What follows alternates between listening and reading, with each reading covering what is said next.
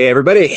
I'm super happy that we're going to launch into a new symposium today. I mean, last week was sort of a spiritual manifesto of what we're going to be going through over the course of the coming weeks ahead. There will be an inauguration of President Trump 2.0 on Monday. And what I've noticed is that there is a robust curiosity that I've not seen in a very long time over the better traditions, the lost traditions of the United States and the American system of political economy, which is coinciding with this potential transformation of the United States towards something which is not animated by a principle of death and depopulation. So with all of the problems that one might identify, there is definitely a sense that there is hope that I think is well grounded. We have also a series of foreign policy initiatives that we've seen announced, one of which being that Trump will be visiting on an early, perhaps his first state visit to a foreign leader. He will be visiting up with Xi Jinping. We know also that the vice premier of China will be present at the inauguration. There is discussion now for dialogue, constructive dialogue, and compromise that we haven't seen under the more rigid technocratic script that demands entire obedience and hegemony. So we're seeing that on a variety of fronts.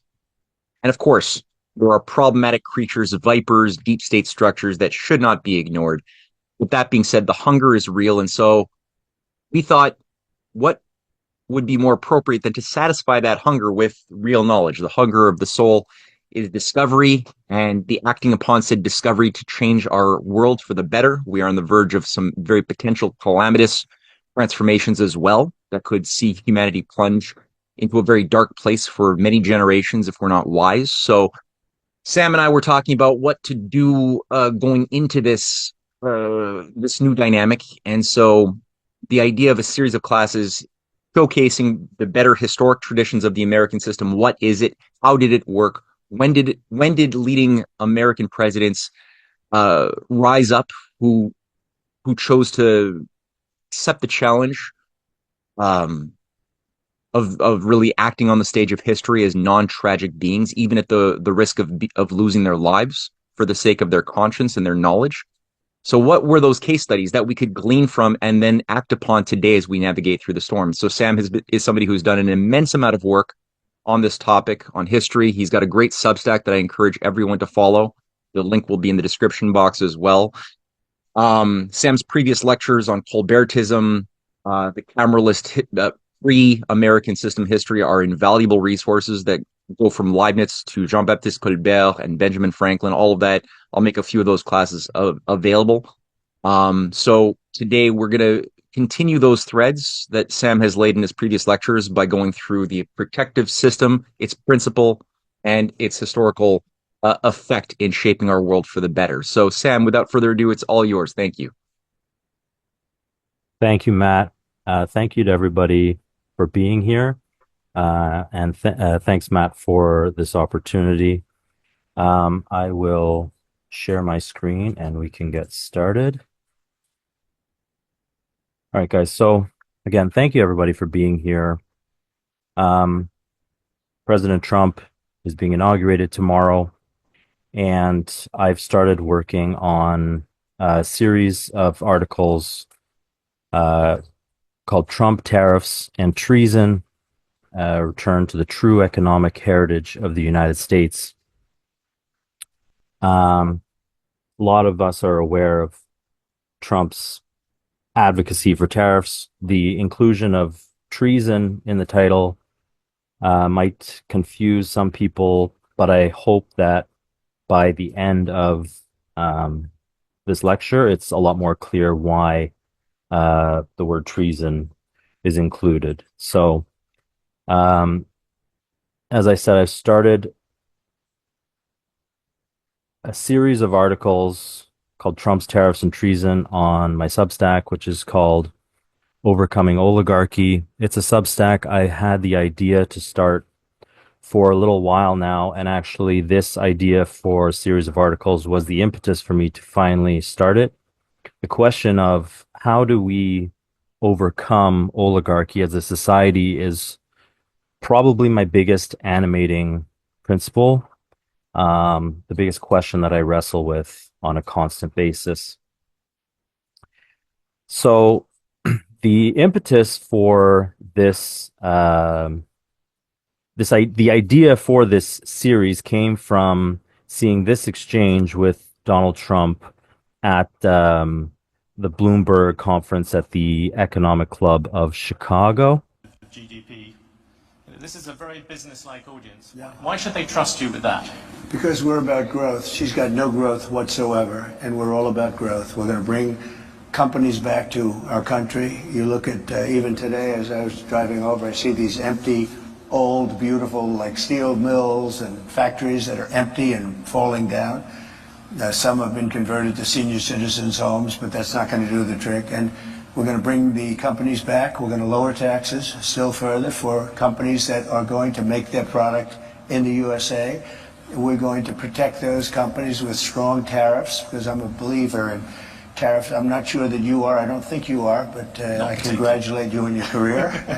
But to me, the most beautiful word in the dictionary is tariff. And it's my favorite word. It needs a public relations firm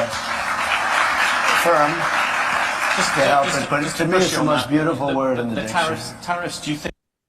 So the British editor of Bloomberg freak out at the advocacy for tariffs. I really liked.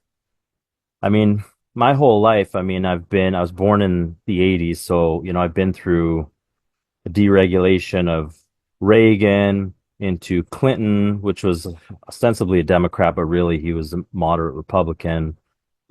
George Bush, the Iraq War, continued deregulation, globalization, um, free trade, NAFTA, free trade area of the Americas, into Obama and the promise of Obama and the complete, betrayal of Obama, the total, letdown that Obama was.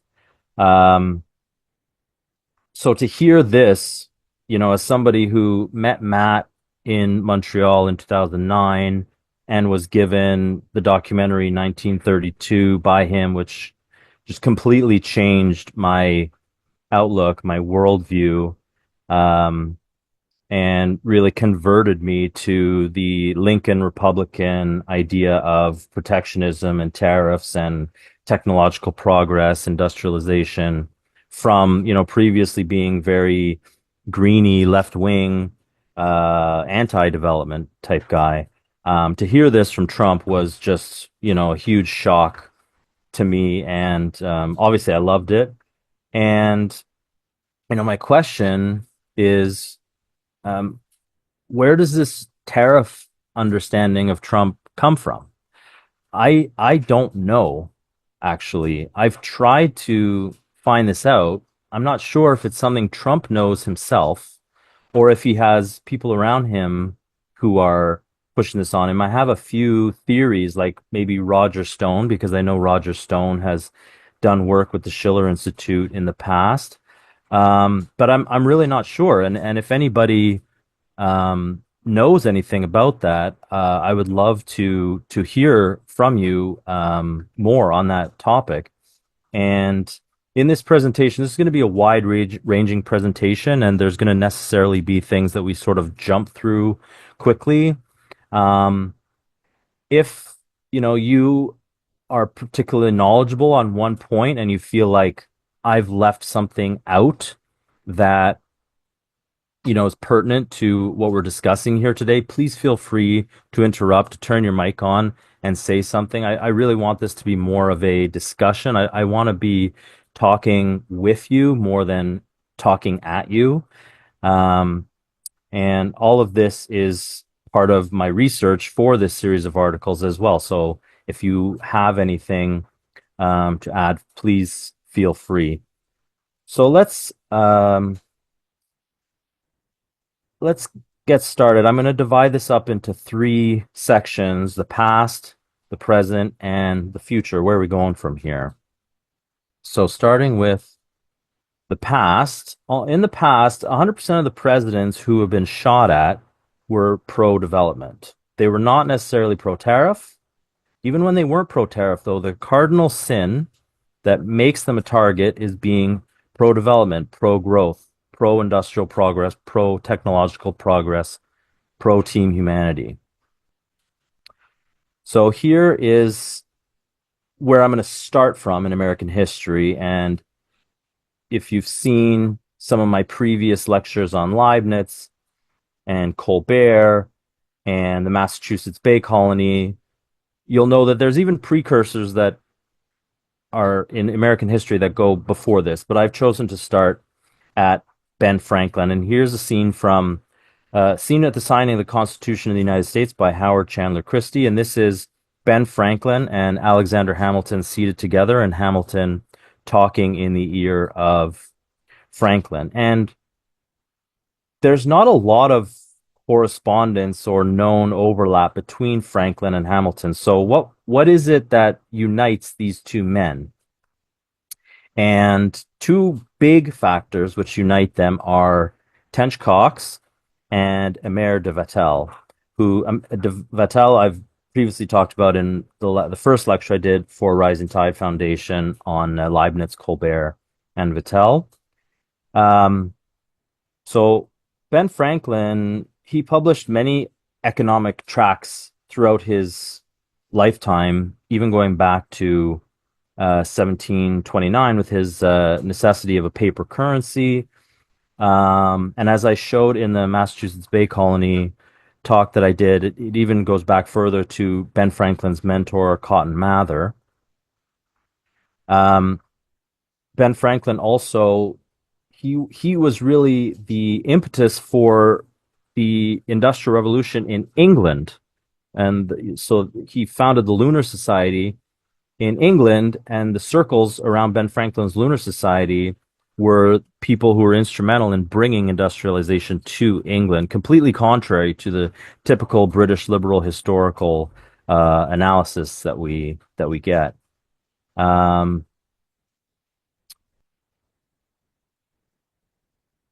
So on May 11th, 1787, there was a meeting for the Society for Political Inquiries, which was convened at Ben Franklin's house, with this anonymous pamphlet, an inquiry into the principles on which a commercial system for the United States of America should be founded. And the author in the pamphlet was given as anonymous, but the author was actually Tench Coxe, and Tench Coxe was a protege of Ben Franklin. He was from Philadelphia, and he stood up in the home of Ben Franklin to read the pamphlet with the rest of the society.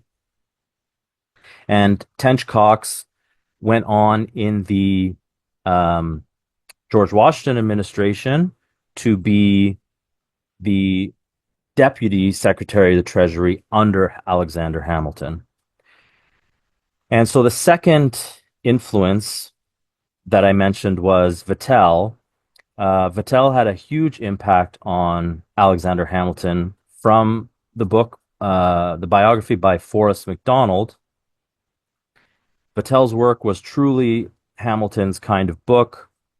Vattel altered Hamilton's conception of the proper functions of government, or rather provided him a system of ideas more congruent with his instinct than was the Lockean doctrine that government existed only to preserve natural rights to life, liberty, and property. Vattel described the principal objects of good government under three main heads: to provide for the nation's necessities, to procure the true happiness of the nation, and to fortify itself against external attacks.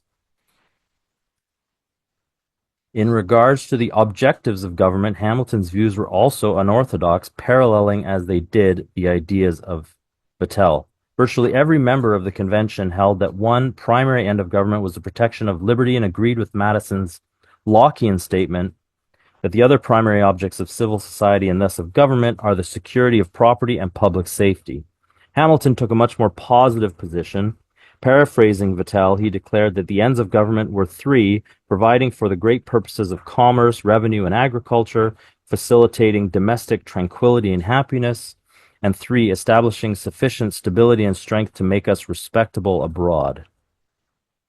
In the notes to the book, you can see Hamilton cited number of authorities in the case Rutgers versus Waddington, but he drew most heavily upon Vattel. He never cited Christian Wolff, who in fact influenced Vattel greatly. Christian Wolff I talked about in the Leibniz lecture. Wolff had drawn heavily on Leibniz, that's absolutely true, as well as Vattel. Vattel, his very first thing that he wrote was a defense of Leibniz. And we know that Hamilton first read Vattel in 1782. This is the book in question, the Law of Nations by Vattel, and we can see here some excerpts from it, which could almost be Hamilton's report on manufacturers. Section 84, the home trade of a nation is of great use. It furnishes all the citizens with the means of procuring whatever they want as either necessary, useful, or agreeable. It causes a circulation of money, excites industry, animates labor, and by affording subsistence to a great number of people, contributes to increase the population and power of the state. Nations are obliged to cultivate the home trade.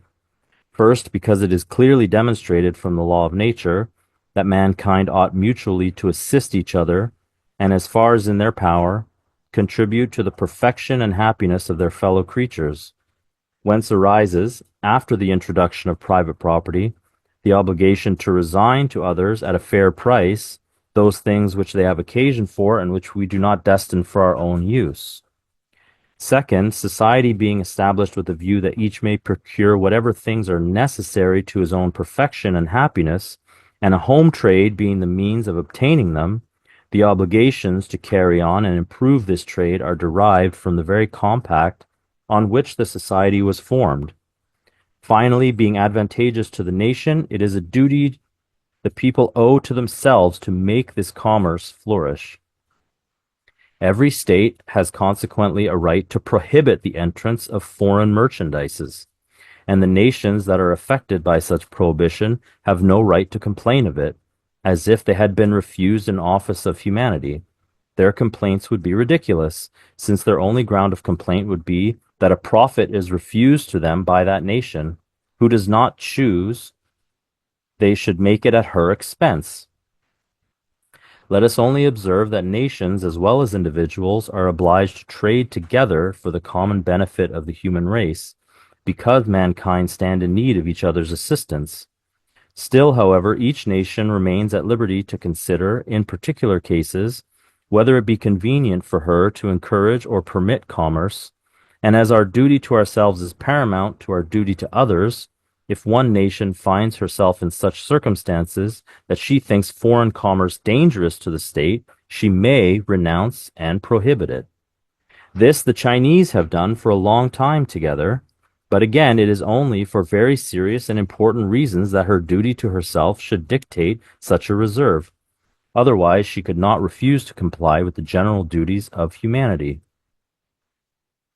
So, as said before, Hamilton's report on manufacturers is published in 1791.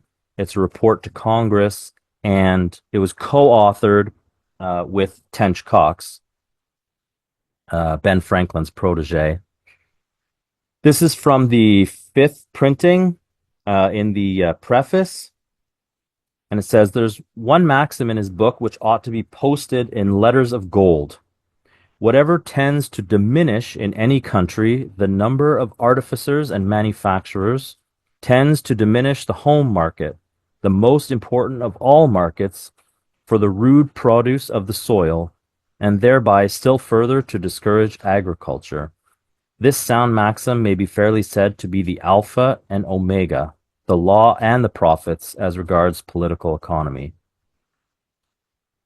So Hamilton, he's often thought of in terms of protectionism or tariffs, and he certainly did encourage tariffs. We're going to go through, he had a number of suggestions in his report. We're going to go through all of them because, Trump, in addition to tariffs, has in the American system's tradition other options available to him as well. So he advocates one for protecting duties on those foreign articles which are the rivals of the domestic ones intended to be encouraged.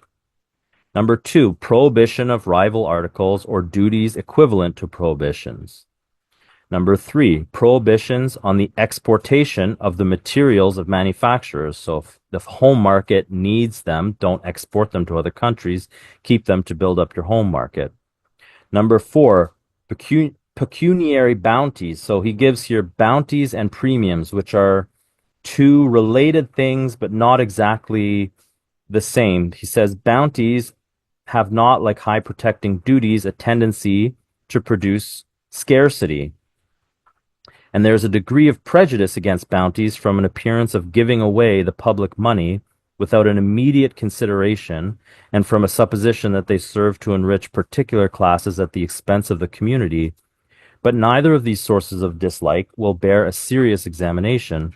There is no purpose to which public money can be more beneficially applied than to the acquisition of a new and useful branch of industry, no consideration more valuable than a permanent addition to the general stock of productive labor. Number five, he lists premiums. These are of nature allied to bounties, though distinguishable from them in some important features. They are applicable to the whole quantity of an article produced or manufactured or exported and involve a correspondent expense. Premiums serve to reward some particular excellence or superiority. Number six, the exemption of materials of manufacturers from duty. And this I find a crucial point which previous American system leaders understood, and which I'm concerned with Trump's threats of general tariffs on everything, threatening, 25% tariff on everything. That's not a protective tariff. That's not the typical American system of people like Hamilton and Lincoln and McKinley, who Trump speaks admiringly of often. Number seven, the drawbacks of the duties which are imposed on the materials of manufacturers. So if there's already duties on materials being used by manufacturers to lower them. Number eight, the encouragement of new inventions and discoveries at home and of the introduction into the United States of such as may have been made in other countries, particularly those which relate to machinery. Now, this is, of course, the 1790s, but the encouragement of new inventions and discoveries, I mean, that can apply even today to, crash programs for, very advanced technology that we don't have yet, but which we deem that we could do, which the private sector is unwilling or unable to fund, but which would be of enormous benefit to humanity. Number nine, judicious regulations for the inspection of manufactured commodities. So, setting up regulations to ensure quality of the manufacturers. And the facilitating of pecuniary remittances from place to place, which is just a fancy term for like bills of credit. And he says down here, general circulation of bank paper, which is to be expected from the institution lately established, will be a most valuable means to this end. The institution he's referring to was the first bank of the United States set up under George Washington. And the facilitating of the transportation of commodities, so transportation improvements, what is now called infrastructure development throughout American history, was often called internal improvements. Transportation improvements, Hamilton called the greatest of all possible improvements. So we have Hamilton and George Washington. We have a highly successful period of time in the 1790s. And Hamilton has to resign for personal reasons from the cabinet.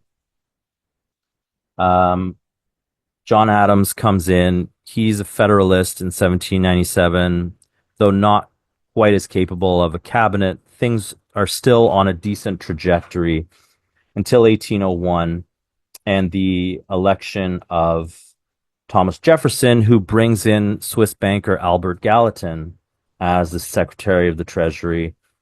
And Gallatin was a pure free trader. It's funny, actually. I found this, which Gallatin was forced to make this report to the Secretary of the report of the Secretary of Treasury to the Senate in 1807 on the development of public roads and canals. And he was actually made to do this by John Quincy Adams in the Senate. And he listed a bunch of improvements that could be done. But of course, after the report was submitted, absolutely nothing was done towards that end. And the report just died.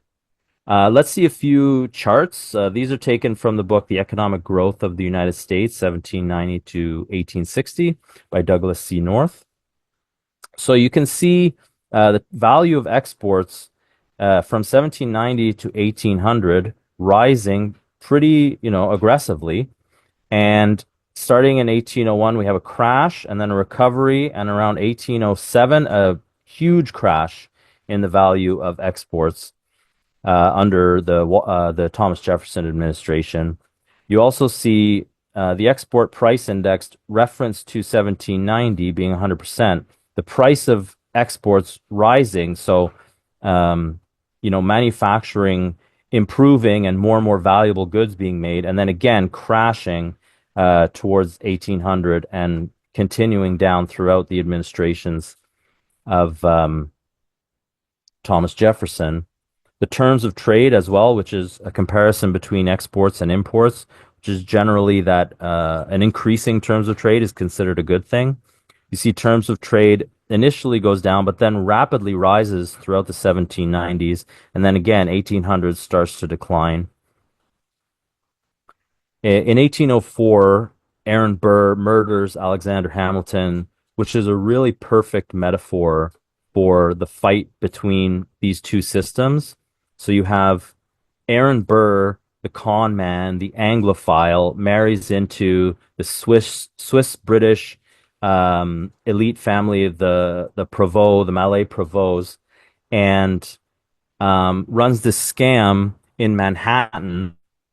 He raises all this money to start a Manhattan company, um, which was supposed to deliver water to the city of Manhattan, with a clause in the contract that says any unused funds can be used for banking. And then he does almost nothing to provide water and starts what's known as the Bank of Manhattan, later becoming Chase Manhattan, later merging with JP Morgan, becoming JP Morgan Chase. So here you have the one of the founders of the Wall Street speculator class murdering the pro-industrial Alexander Hamilton. So I consider it a really great metaphor. So we have then the War of 1812 comes.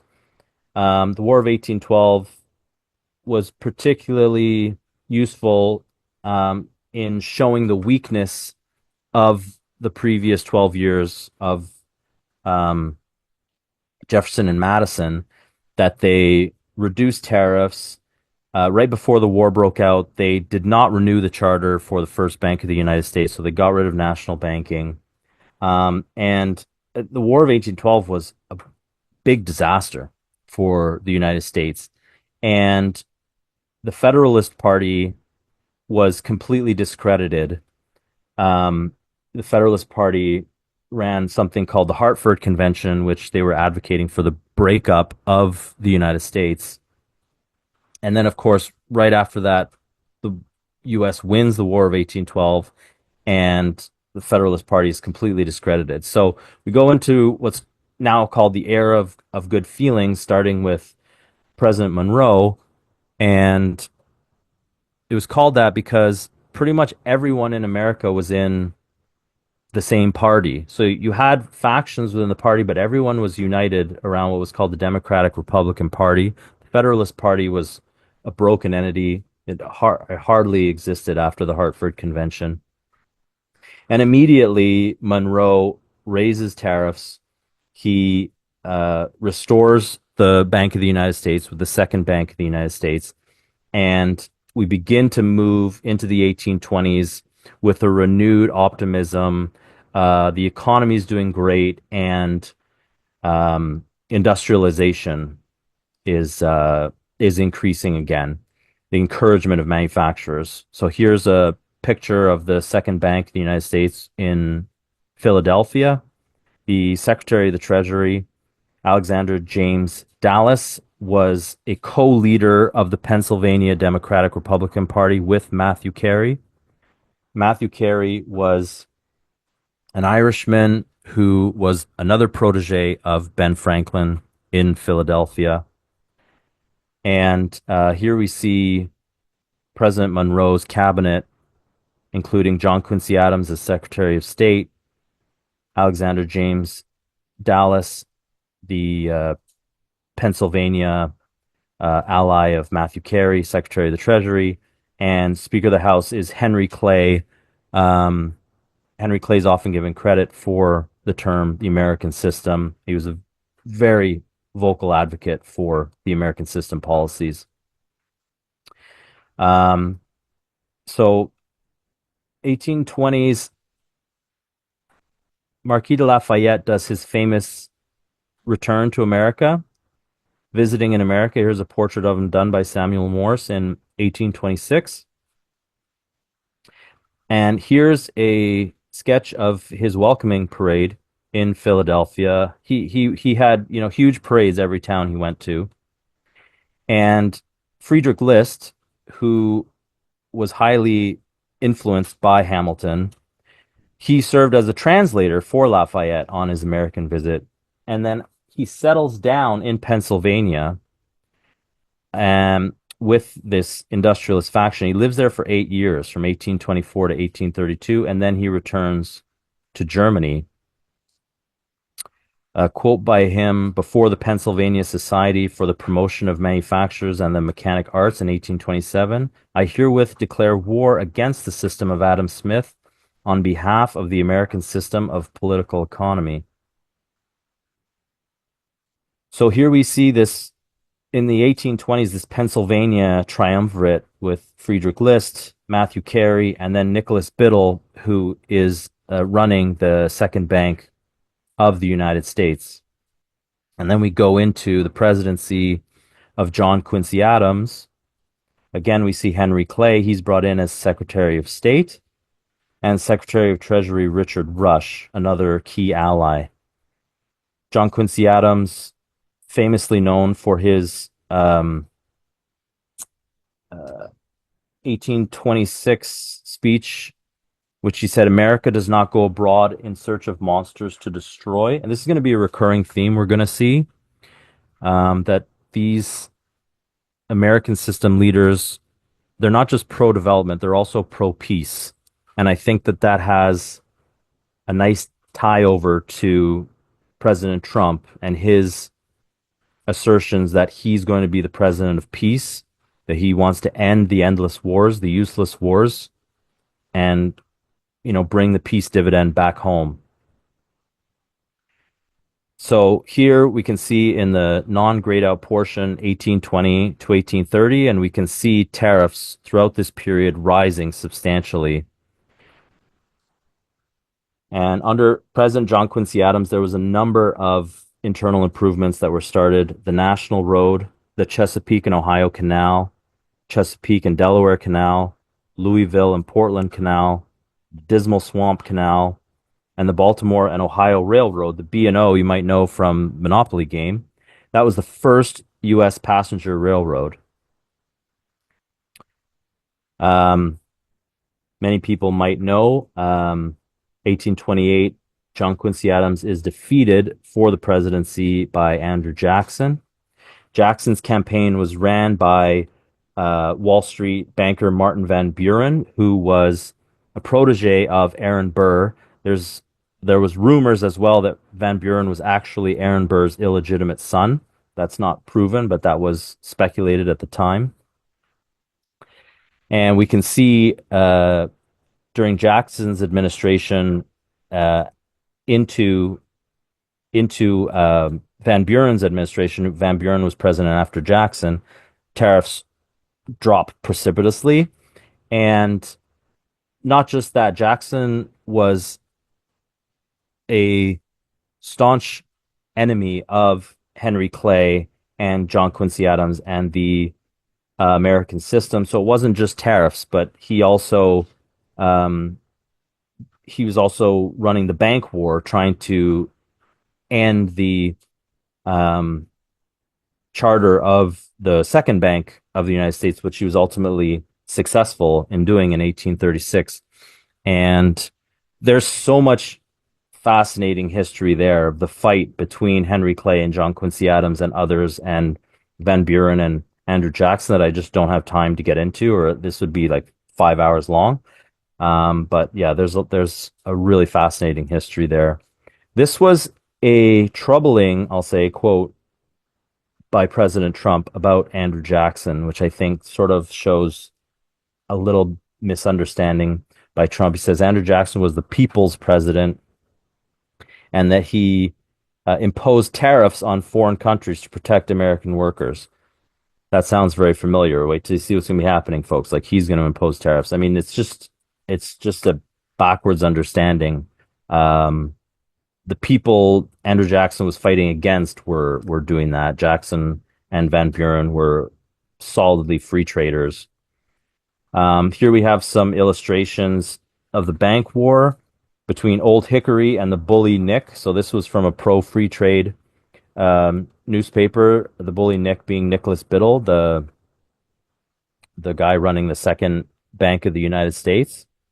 And so this whole policy, um, run by Andrew Jackson, Martin Van Buren, they got Roger Taney to remove the deposits from the Bank of the United States, which it was highly questionable. It was illegal what he did, and Jackson actually had to go through two other secretaries of the Treasury who refused to do it. They resigned rather than do it because they said this is illegal what you're asking me to do. But Taney had no compunction about it and did it.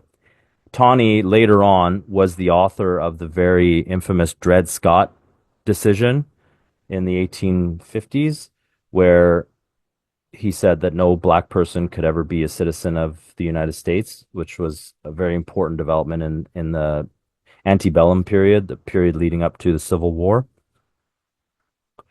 And so Van Buren comes in, and there's this huge panic. It's one of the biggest depressions in American history, the Panic of 1837, with these economic policies. Um, Tons of factories closed, credit dried up, and you can just see cartoon after cartoon of the hard times um, from this era. Just nothing to eat, no money coming in. It was a really, really terrible time. And um, there was some wins back and forth from here up until 1860. But in general, this was a period where tariffs, you can see here leading up, tariffs generally, you see a little bit here. Um, there was a win in the middle of the 1840s, but in general, tariffs continued their decline up until 1860.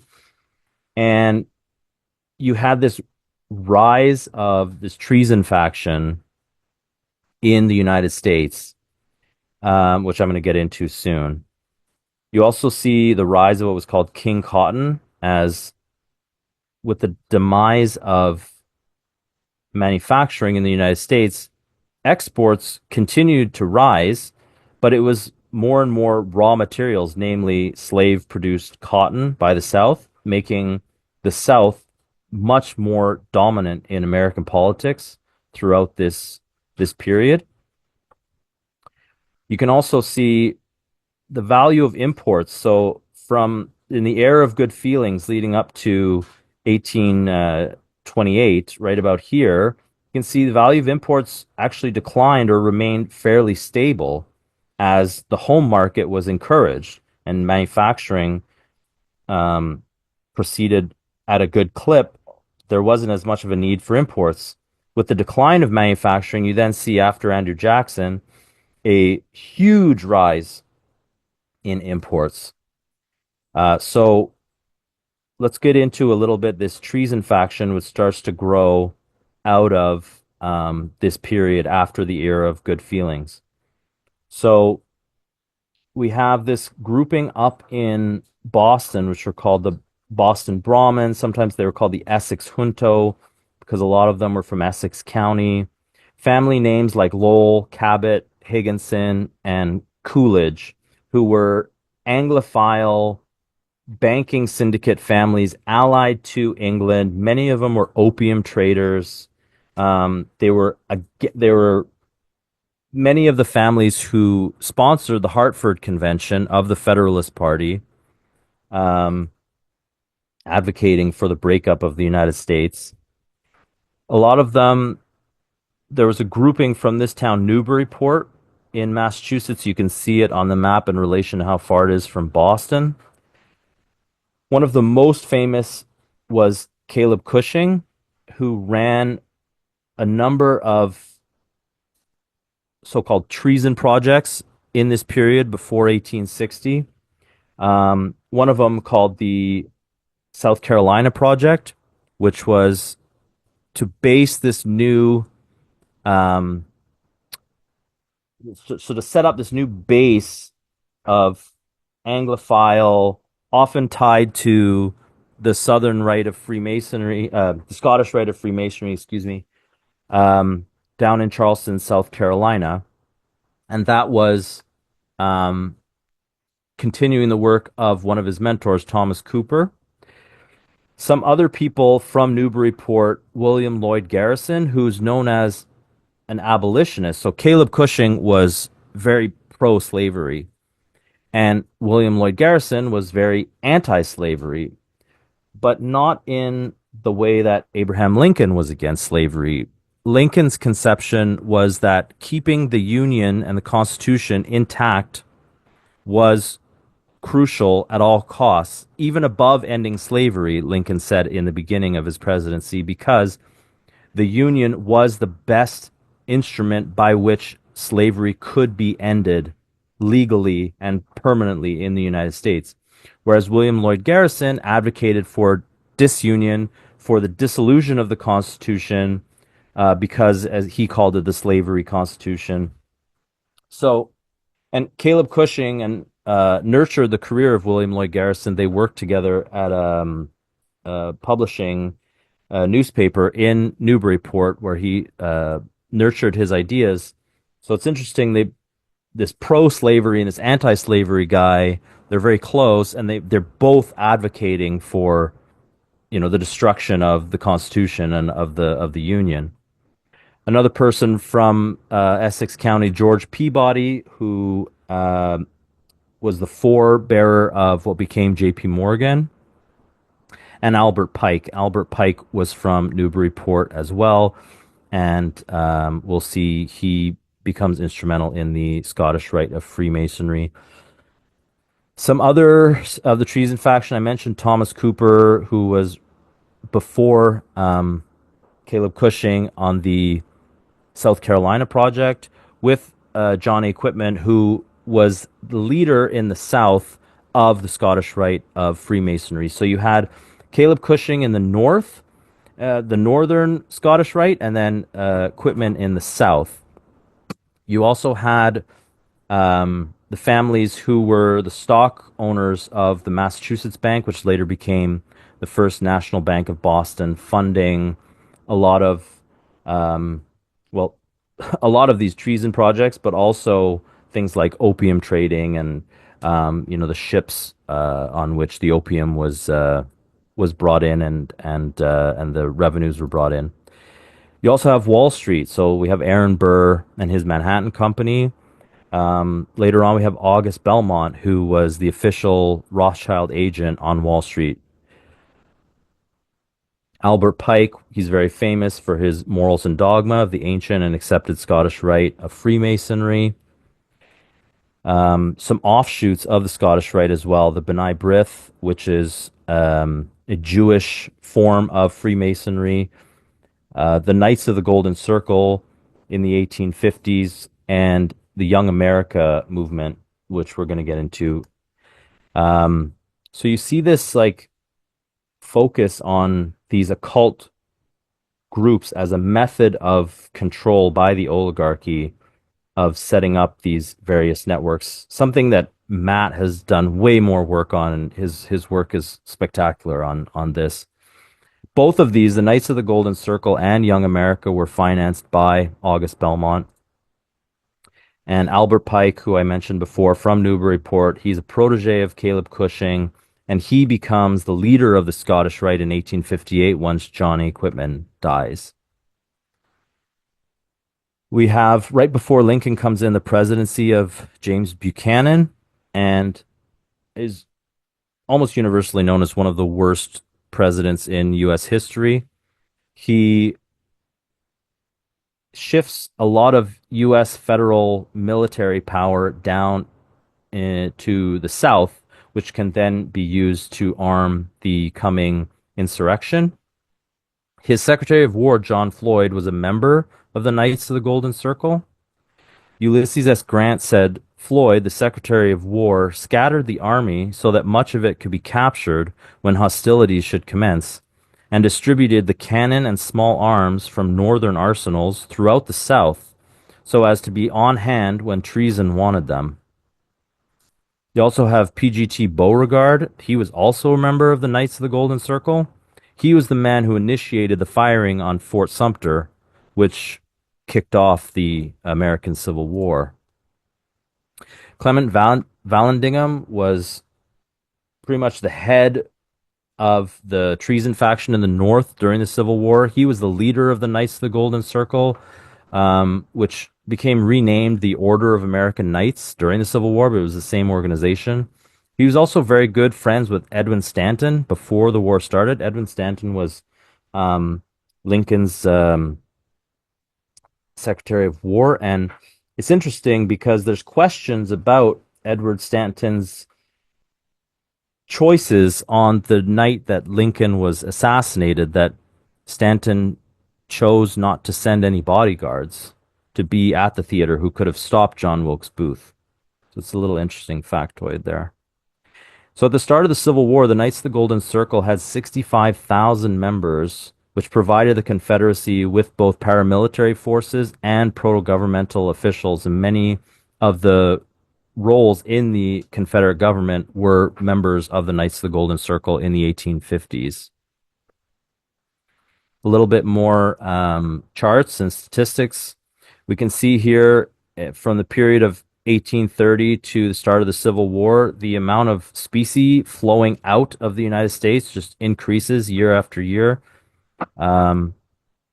We see foreign indebtedness pretty stable throughout the era of good feelings, and then dramatically improving around 1828, 1830, up until 1860. Not improving, you mean increasing. Sorry, did I say improving? Yeah, that's what I mean. Yeah. The indebtedness to foreign nations actually, declined slightly during the era of good feelings, and then increased rapidly during this period leading up to the Civil War. So then we get to 1860, the election of Abraham Lincoln, firing on Fort Sumter, and the commencement of the Civil War. Abraham Lincoln was steeped in this American system tradition his entire life.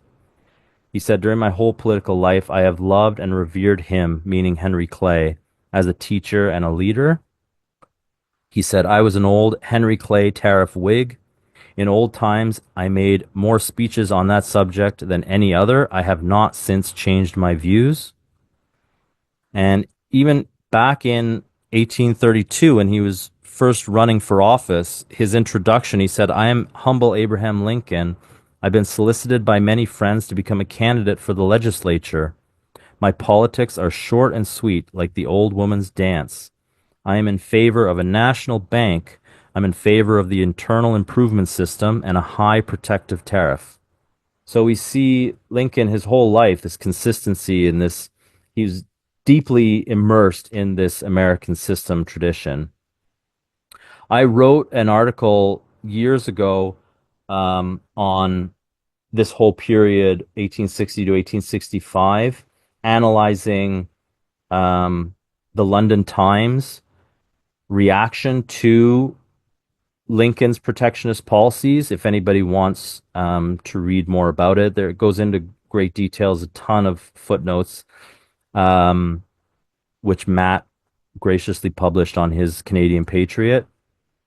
So we can see here in the very short sliver of time representing Abraham Lincoln's presidency, again, starting with the moral tariff, tariffs immediately start to increase.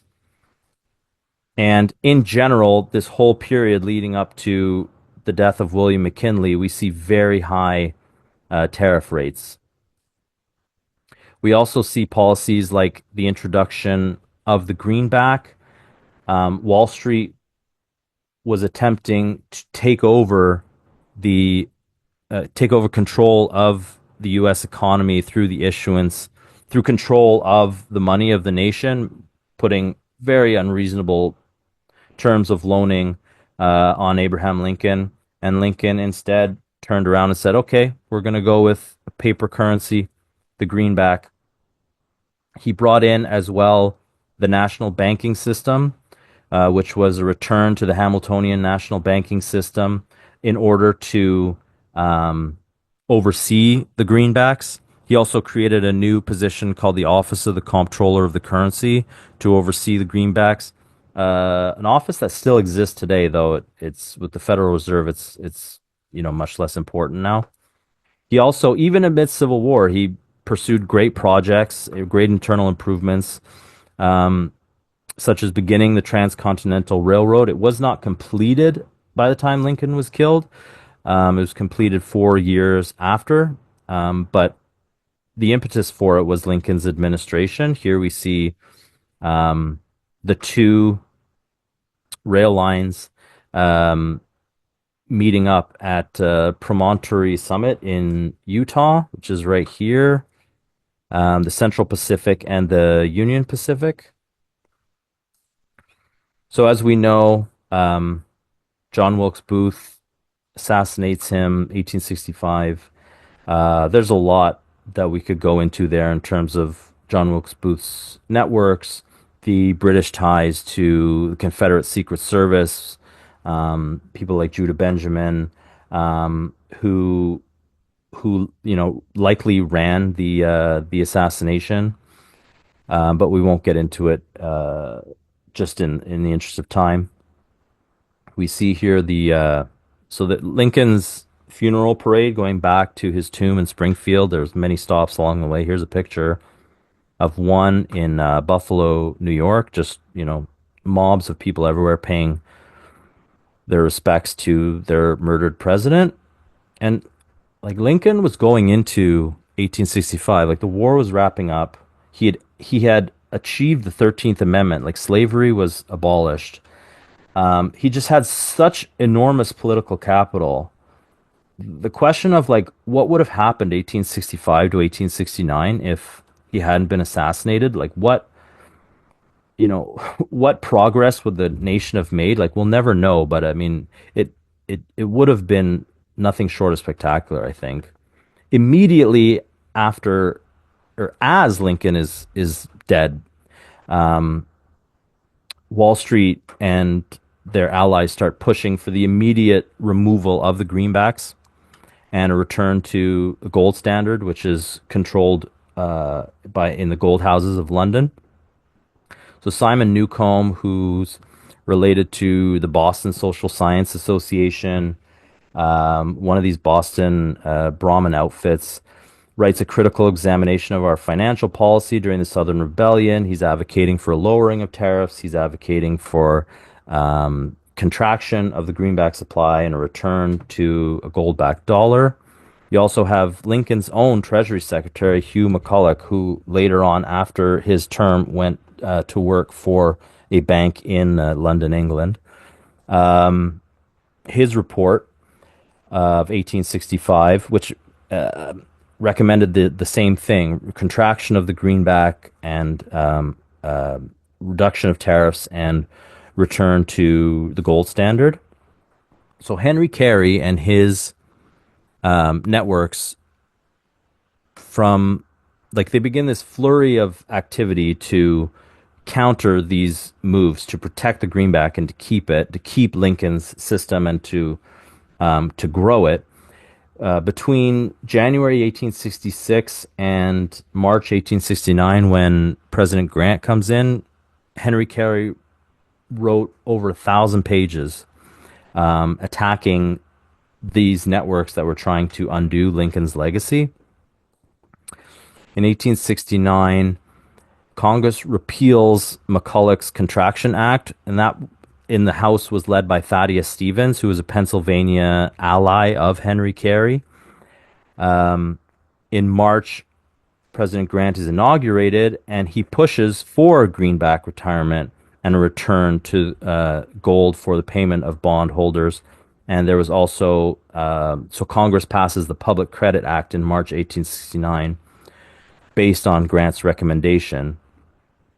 You have a slight win of the Carey faction in April 1874, the inflation of currency bill with $400 million of new greenbacks issued. It passes the House and the Senate. There's massive freak out in New York and Boston, and they make this massive push on President Grant to veto the bill. It's led by John Murray Forbes in Boston and August Belmont in New York.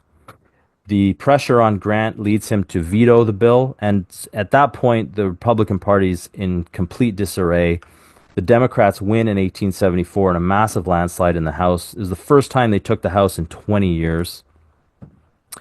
And then in 1875, so we're going into another presidential convention in 1876. 1875 Democratic Convention, there's the Allen Carey tickets, not Henry Carey, it's somebody else named Carey. Their sole issue is the repeal of the Specie Resumption Act. So these are Democrats, not Republicans. They're saying the Specie Resumption Act, we need to repeal it because the Specie Resumption Act is supposed to take effect in 1879, which is a return to the gold standard. Boston, New York, again, completely freaked out. August Belmont, who was a lifelong Democrat, who was the head of the Democratic National Committee in the 1860s, starts funding a Republican, Rutherford B. Hayes, who is a gold guy. And Hayes wins, and the GOP is split into these two factions. And the Pennsylvania Industrial League, which previously was allied to Henry Carey, they break with Henry Carey and they endorse the gold standard. And from this point on, the Republican Party becomes the party of the gold standard, leading up to going into even William McKinley, 1896. So then 1879, Rutherford B. Hayes, the Specie Resumption Act comes in with John Sherman, another Anglophile, as Secretary of the Treasury. And now British and the Wall Street banking houses are in control of the U.S. currency. We start issuing new foreign bonds to be redeemed in gold, and these are sold through the houses of Rothschild and the House of Morgan, as well as the Morton Bliss and Company, and August Belmont, who was a Rothschild agent, the Seligman brothers, and Drexel Morgan. You had a number of panics, the Panic of 1884 and 1893. And we have in this period, I mean, I'm going to go back a little ways here before going forward again, but you have some new economic theories in the mid 1800s coming in. So we have somebody, who is this person I'm describing? He's a member of the board of directors of the Manchester Cotton Exchange. He is, his family is owners of textile mills, which were purchasers of cotton produced by American slaves. They sold those textiles in British India at the barrel of a gun, destroyed India's native textile industry, traded that in India for opium that was then sold to the Chinese. Fanatical free trader, absolutely vehemently against protectionism. He's one of these, fox hunting, upper crust people of Manchester. His family is from Germany's Wupper Valley, which was known as Little England. Very opposed to Friedrich List and what he was having an influence on in Germany. And he was a member of the Young Germany movement, which was a creation of Lord Palmerston in England. So who is this person that I'm describing? It's Friedrich Engels, the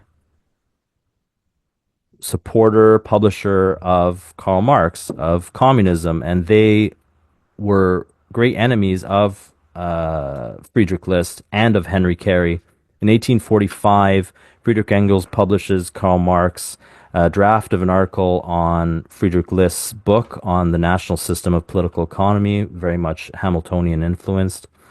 Marx is also published by the British agent David Urquhart, and much of Marx's life he actually lives in England. Slightly later on, in 1871, we see Karl Menger founds the Austrian School of Economics. Menger was a retainer of the House of Habsburg and Wittelsbach.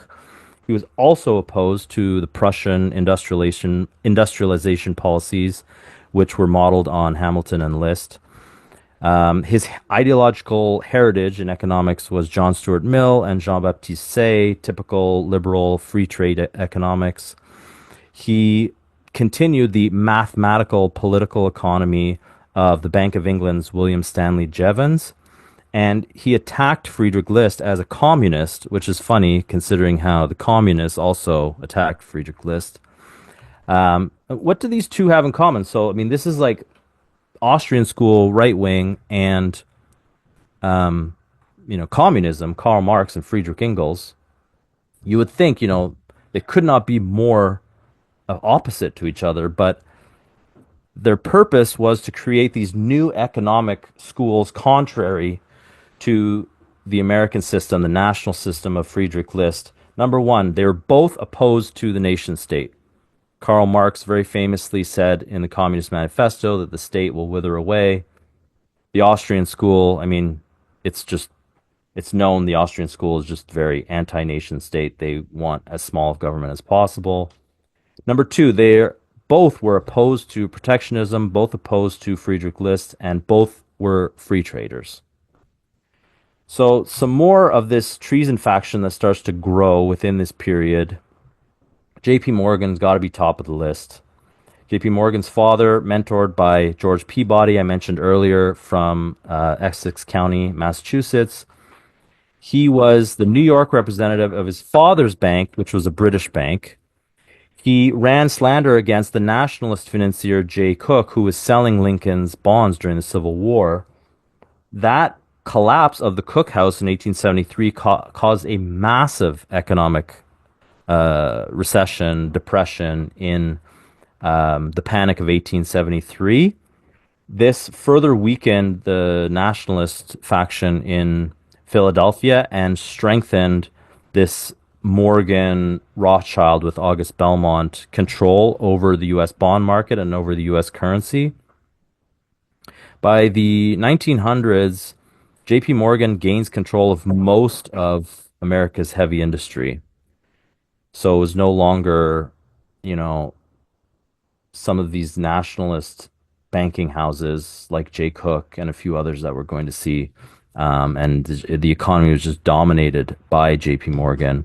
And during World War I, he was actually the official U.S. agent for the British Crown and Empire.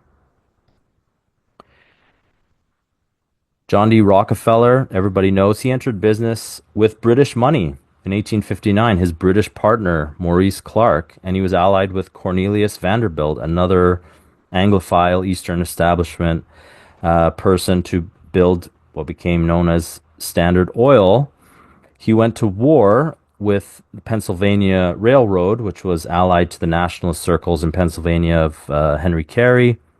Then the Great Strikes of 1877.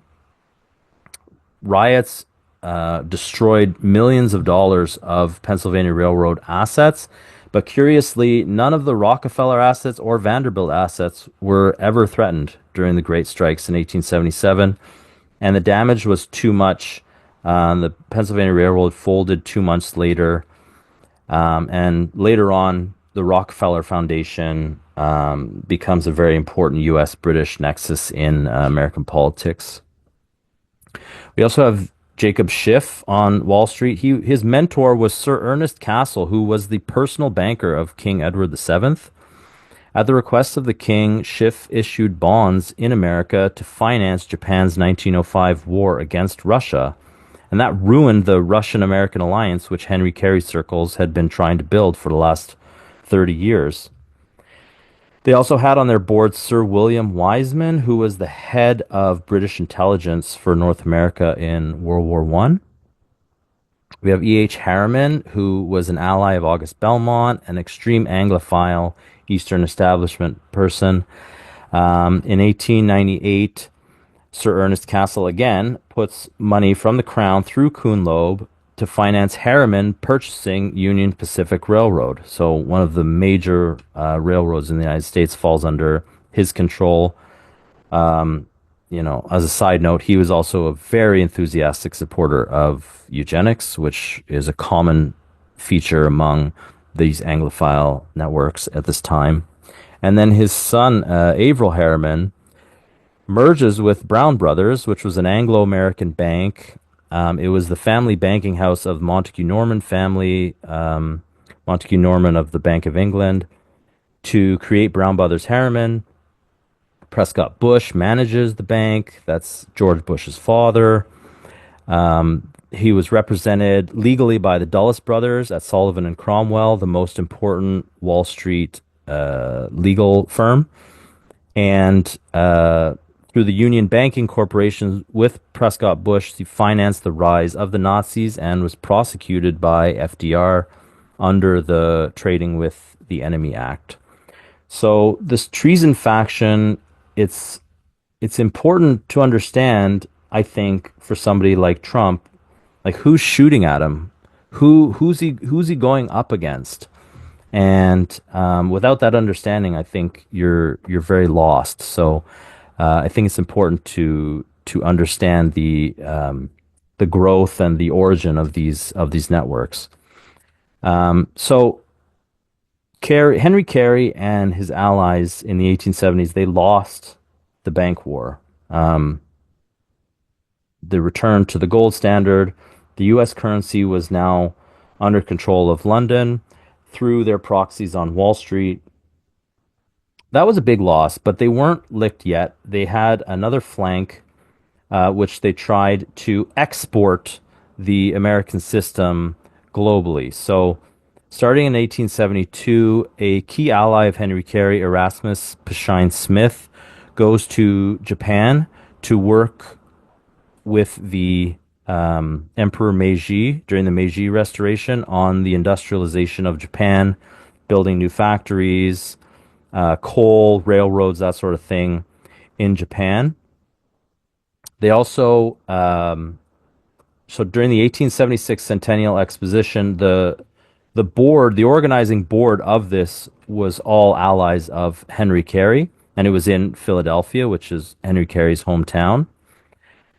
Here we see a couple of prints from the time. The main exhibition building was 21.5 acres. At the time, it was the largest building in the world. Some other buildings, a horticultural building and Machinery Hall. So Henry Carey actually had a prominent booth inside Machinery Hall with all of his books and pamphlets trying to educate people on the American system. And there was over 9 million visitors who attended from 37 countries. And the whole idea was Henry Carey was trying to educate them there and then export the American system around the world. And we'll see they did have success in several countries. This was his famous 1876 Commerce, Christianity, and Civilization versus British Free Trade, letters in reply to the London Times. That was one of his big pamphlets at the Centennial Exposition. So a few years after this, Germany is one country which breaks with the British free trade system under Otto von Bismarck. Count Sergei Witte in Russia said Otto von Bismarck kept a copy of Friedrich List's National System of Political Economy on his bedside table throughout his time in office.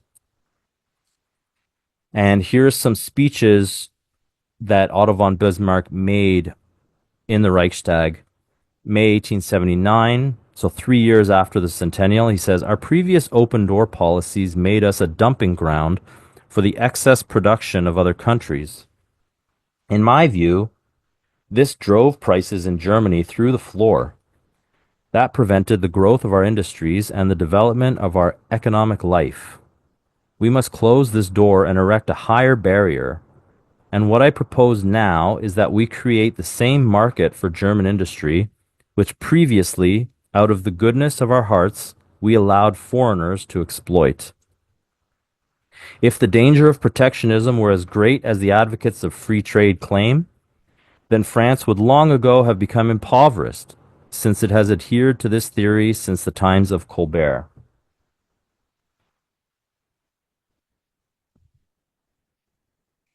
Three years later, May 1882, again in the Reichstag, he says, "The success of the United States in material development is the most illustrious of modern time.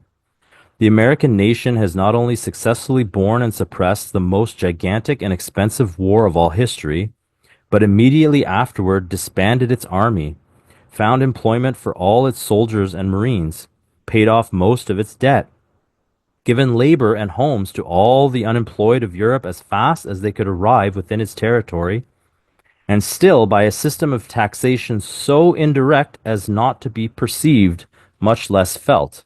Talking about the system of protective tariffs. Um, this was before there was an income tax. "Because it's my deliberate judgment that the prosperity of America is mainly due to its system of protective laws, I urge that Germany has now reached that point where it is necessary to imitate the tariff system of the United States." And so relations between the US and Germany improve dramatically during this period. They become very close. Actually, 6 years later, in the House, William McKinley will actually quote this speech of Otto von Bismarck in defense of the protective system. Another key individual exporting the American system around the world was Horton Barker, a key financier and publisher of Henry Carey in Philadelphia.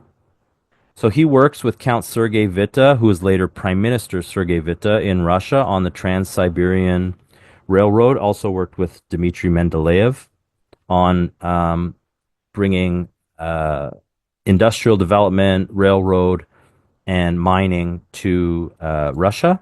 Here we see an ad in Russian for the Baldwin Locomotive Company, which was the largest, at the time, the largest locomotive company in the world. It was based in Philadelphia.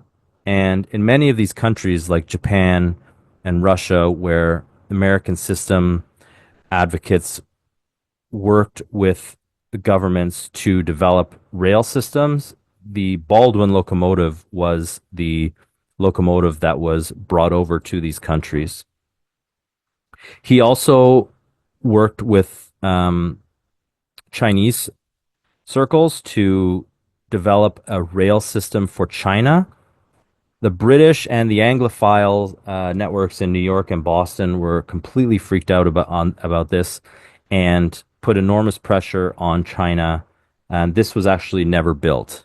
These were the plans that Horton Barker developed with them, but they caved to the pressure from the British and never actually built this. If you look up who was who in America for the period covering 1887, it says Horton Barker obtained in 1887 valuable railroad, telegraph, and telephone concessions from China, withdrawn in 1888 by pressure upon the Chinese imperial government by the British government, maintained correspondence with leading Chinese, some of them leaders in the revolution resulting in the Republic, and regarded by them as an authority on Far Eastern affairs, advocate of American cooperation in the development of China's material resources. And we also have Sun Yat-sen, slightly later, who, again, as the founder of the Chinese Republic, he's very much inspired by Abraham Lincoln and the American system tradition. He lives in Hawaii, and he had what was called Jianguo Fanglue. I might be mispronouncing that, but it translates roughly to building of the nation. And that, unfortunately, as well, never got done. It's up to now Xi Jinping and the current Chinese government who are finally implementing these plans for the development of China. And we see during this period, so the economy just in this period before 1900 just takes off. Coal production rises 800%. Railway track mileage increases 567%. By the middle of the 1880s, the United States had surpassed Britain as the world's leading producer of manufactured goods and of steel. And yet, despite their growing wealth, Americans still steered clear of foreign entanglement. So it's key principle here, president of peace, Donald Trump wants to bring peace. It all ties in together. If you have these endless wars, if you have this military industrial complex, you can't have this. You don't have the capability to go and stretch yourself thin as an imperial force and also have this, pro-development American system ideal of developing the nation. You can't do both. So 1880s, we see President James Garfield comes in. This is an interesting story. So in 1880, Horton Barker, he backs Garfield for the presidency. Garfield initially was not going to run for the presidency, but Horton Barker maneuvered at the convention and eventually got Garfield nominated. Now, Roscoe Conkling, who's part of this New York machine of Morgan and Belmont, and James Blaine, they were bitter enemies. And something called the National Republican League in Philadelphia was organized by allies of Henry Carey. This becomes the backbone of Garfield's campaign. And July 1880, Horton Barker writes to the Russian Foreign Ministry on the common work of Russia and America, namely the dismemberment of the British Empire. So 1881, Garfield is elected president. James Blaine is Secretary of State. Conkling wants Levi P. Morton of Morton and Bliss, who's part of this gold bond syndicate on Wall Street, to be named Secretary of Treasury. Garfield says, no Wall Street banker at Treasury. Garfield wanted to return to the Jay Cook style bond sales, which were sales directly to the people, returning to this Lincoln tradition of financing.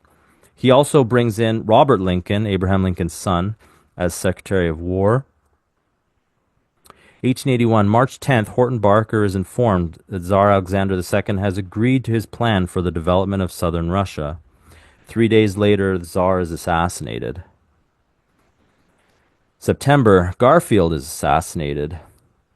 And Chester A. Arthur of Conkling's New York machine becomes president.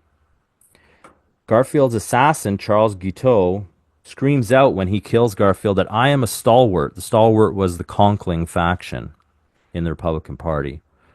He was this brainwashed cult member from Oneida, New York, which Matt actually writes about in great deal in his new book. I didn't know a lot of details about this before, but it was this like sex cult, brainwashing cult. It's really interesting, the section in Matt's third volume of his latest series. If you want to learn more about the cult up in Oneida, New York, which for some reason eventually becomes Oneida Silverware, which is still like around. It's one of the biggest silverware companies in the world. I'm not sure exactly how that happened. And Horton Barker in 1916 wrote The Secret History of the Garfield nomination, saying that when Garfield was killed, he had begun a war on Wall Street.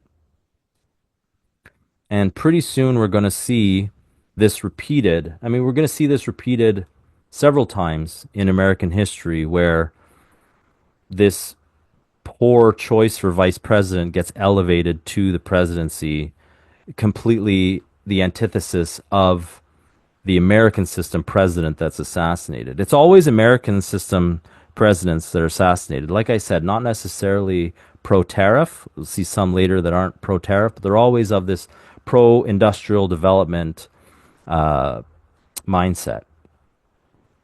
A few other dates. 1876, Emil Rathenau from Germany visits Philadelphia, the Centennial Exposition. We don't know for sure if he met Carey or Thomas Edison, but he becomes Thomas Edison's German partner 3 years later.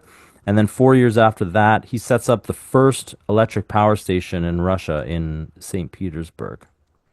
Thomas Edison, by the way, his whole career was sponsored by this Philadelphia nationalist faction, eventually moving him to Menlo Park in New Jersey. But that was several years after they had already sponsored and nurtured his inventive career. So this I found useful in terms of, Trump now he's saying, tariff on everything. We're going to tariff everything. That's what used to be called the Democratic Revenue Tariff, not a protective tariff. So McKinley in 1888, in speeches in the House on the Mills tariff, he gives this speech where he goes through what is a revenue tariff, what is a productive tariff. So he says, what is a revenue tariff?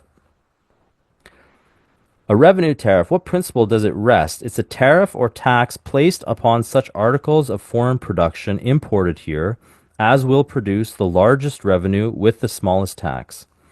Or, as Robert J. Walker, late Secretary of the Treasury and author of the Tariff of 1846, from whom the advocates of the measure draw their inspiration, put it, the only true maxim is that which experience demonstrates will bring in each case the largest revenue at the lowest rate of duty, and that no duty be imposed upon any article above the lowest rate, which will yield the largest amount of revenue. The revenue, said Mr. Walker, from ad valorem duties last year, 1845, exceeded that realized from specific duties, although the average of the ad valorem duties was only 23.57%, and the average of the specific duties 41.3%, presenting another strong proof that the lower duties increase the revenue.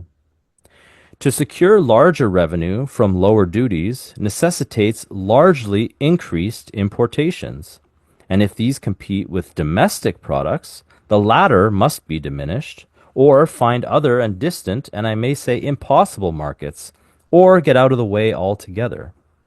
A genuine revenue tariff imposes no tax upon foreign importations, the like of which are produced at home, or if produced at home, in quantities not capable of supplying the home consumption, in which case it may be truthfully said the tax is added to the foreign cost and paid by the consumer.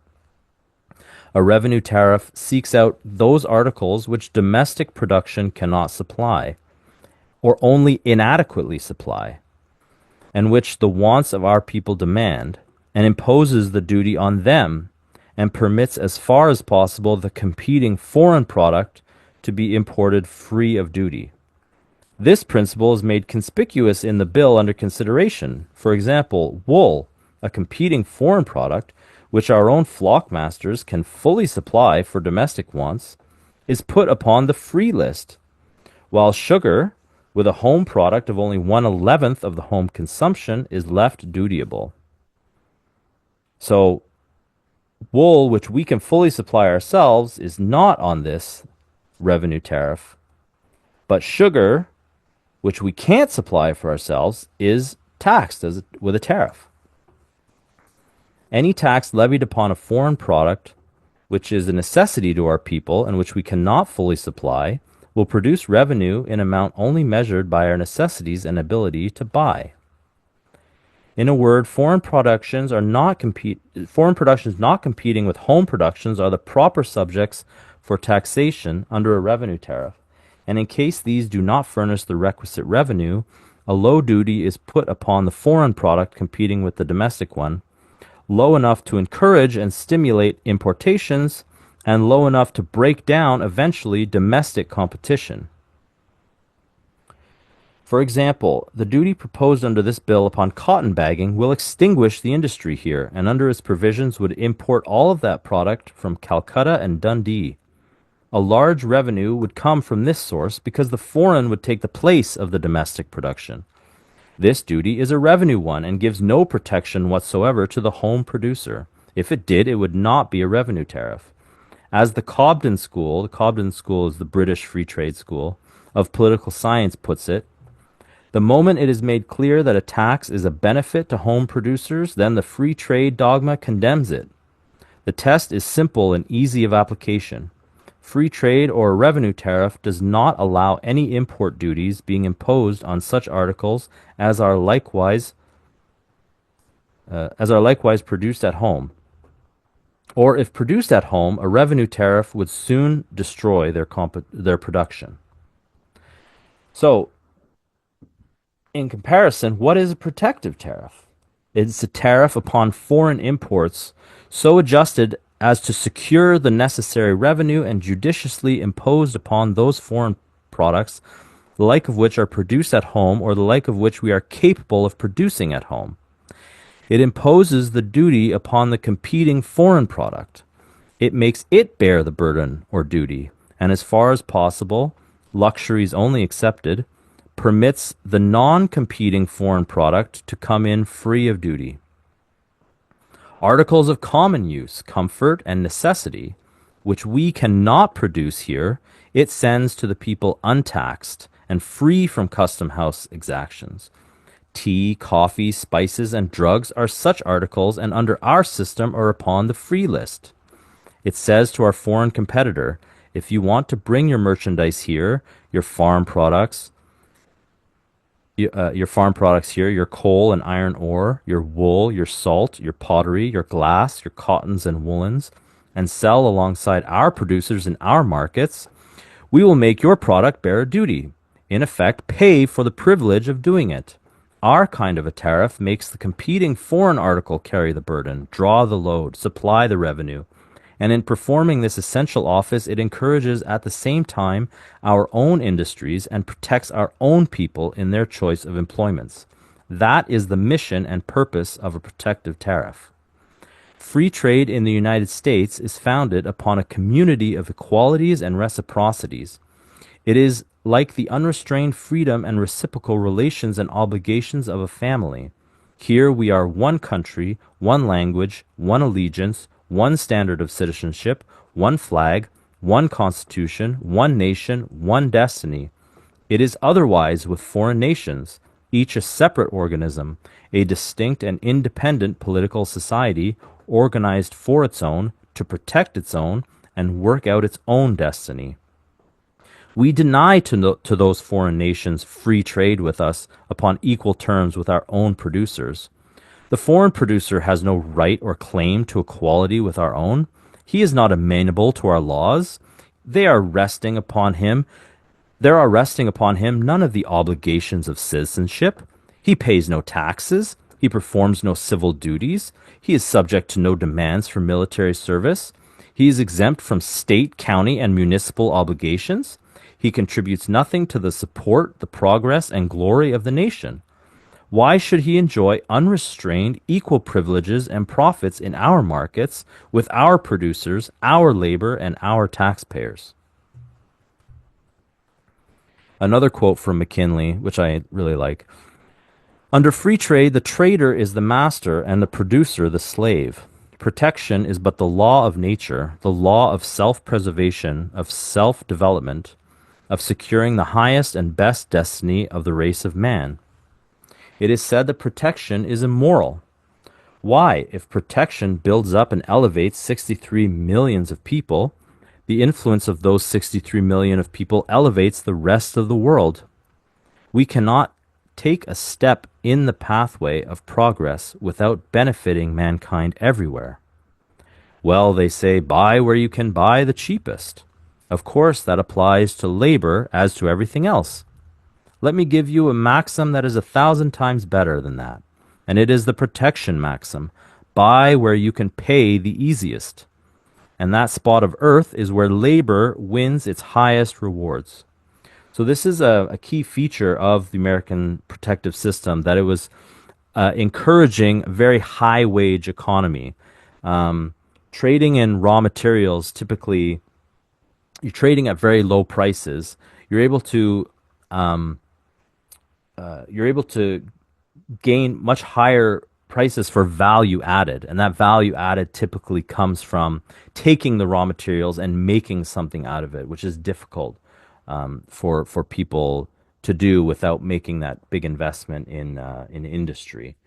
And so, as a consequence, from the time of Alexander Hamilton, it was recognized that the encouragement of this economic system encouraged a very high wage economy. And so he's saying, okay, maybe the products are not as cheap because we have the protective tariff, but people are making a lot more money. And so they're able to pay the easiest. That spot of earth is where labor wins its highest rewards. So we see this continuation. McKinley is really,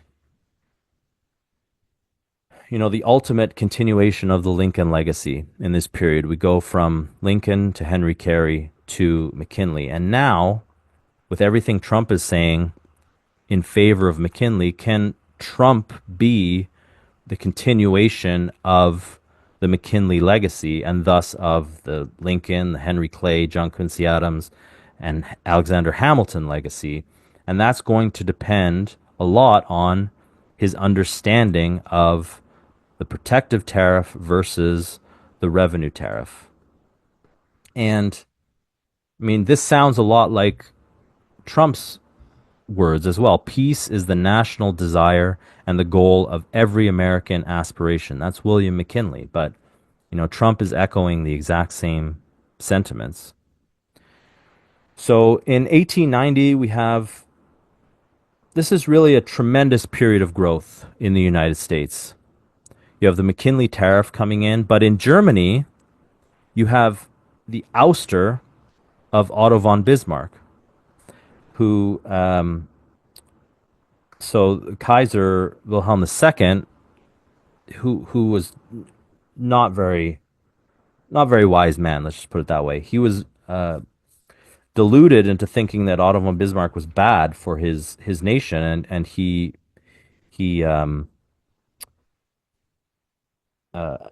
asked for him, he asked for him to resign, or he got rid of him.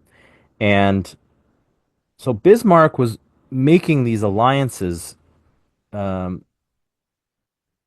So he was making alliances with Austria, he was making alliances with Russia, and Bismarck's whole idea behind this is going to ensure that we don't go to war, that we are increasingly partners in peace and economic development.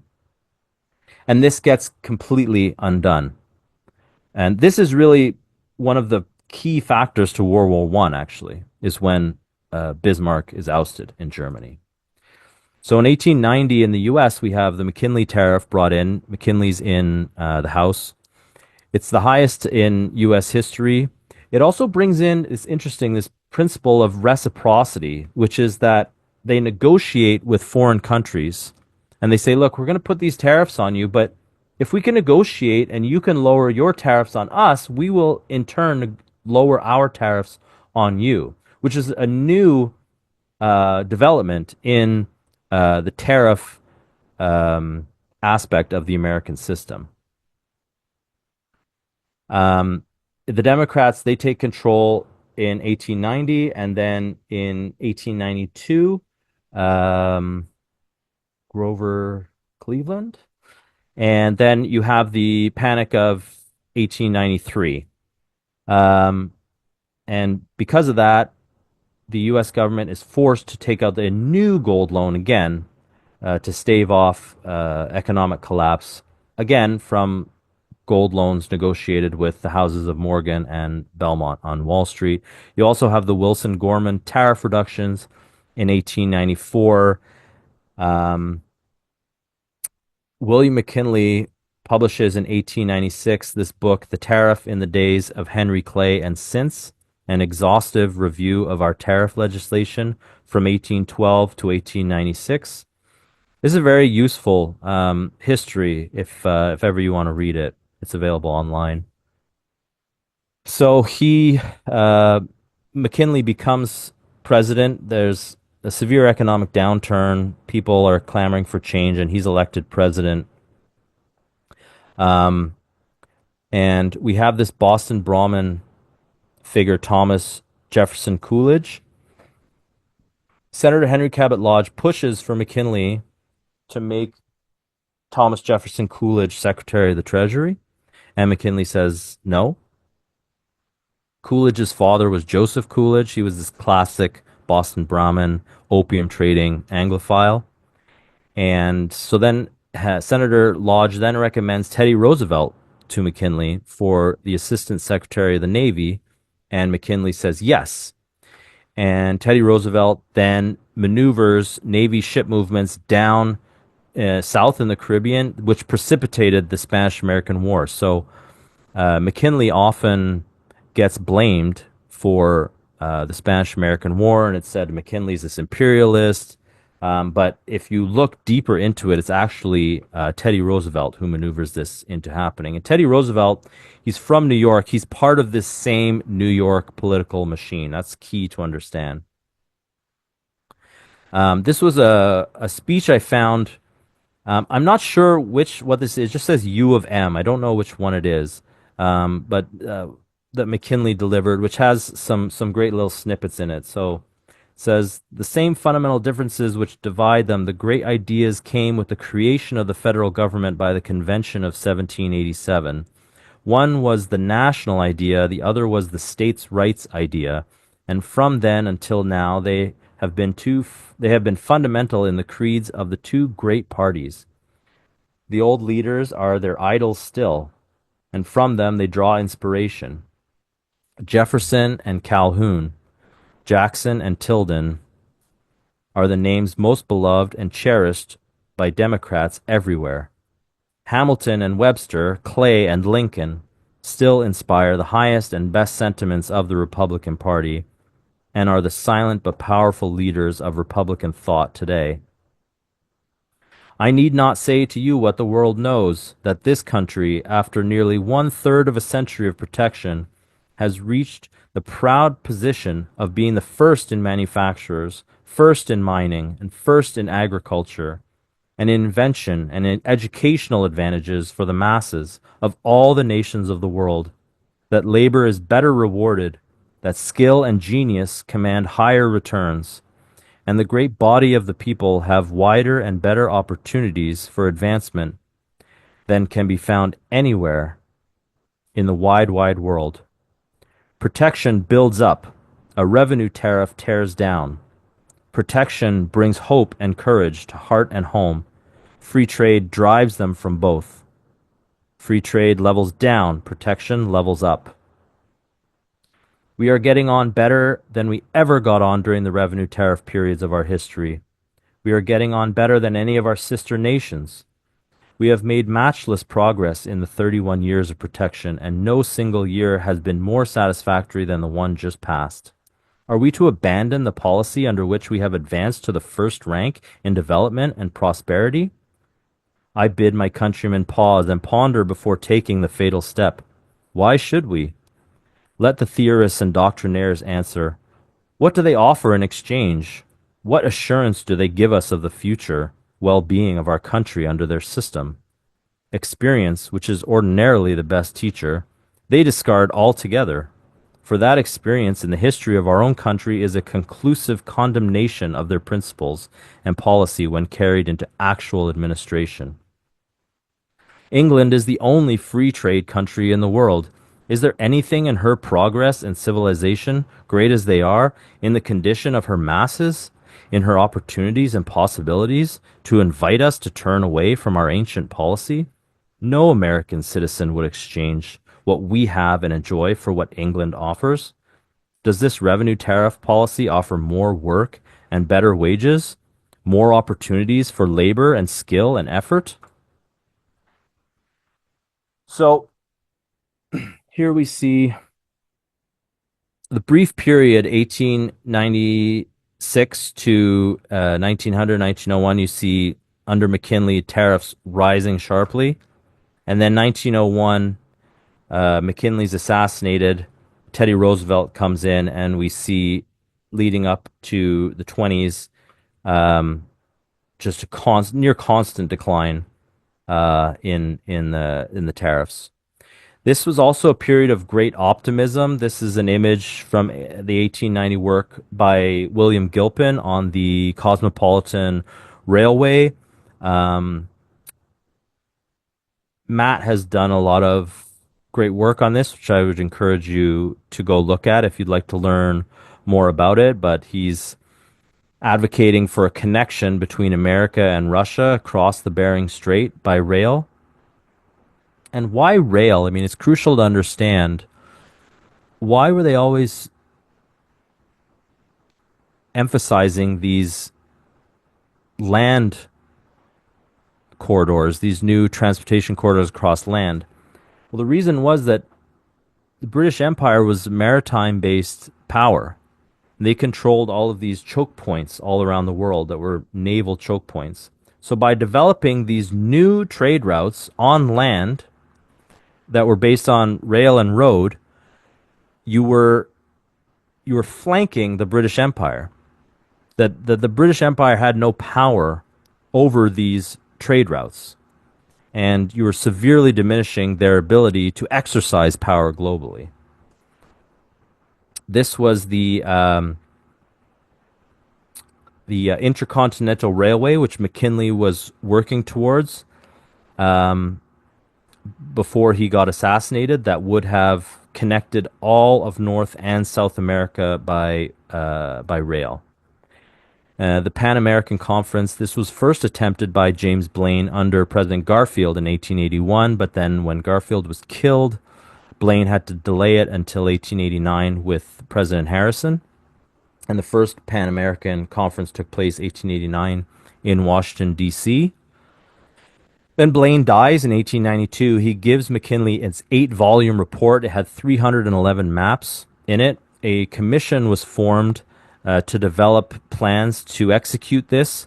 The chairman of the commission was Alexander Cassatt, who was a Henry Carey ally. He was an ally of these nationalist industrialist circles in Pennsylvania. He himself was a Pennsylvania railroad executive. And McKinley actually was at the Pan American Exposition in Buffalo, New York in 1901, where he was shot. And this is one of the things he was discussing with other leaders in the hemisphere. So here's McKinley being shot by Leon Sogols. He has like a Slavic name. I'm not exactly sure how to pronounce it. And brings in Teddy Roosevelt. So McKinley was put under great pressure by the New York machine to bring in Teddy Roosevelt as his vice president in the 1900 election. So he was not his vice president in 1896. And this is something that we see again and again, from Lincoln bringing in Andrew Johnson to Garfield bringing in Chester A. Arthur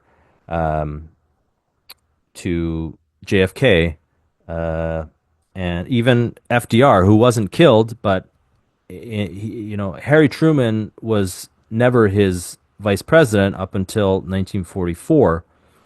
And if Henry Wallace had been his vice president when FDR died, the world would have been much, much different.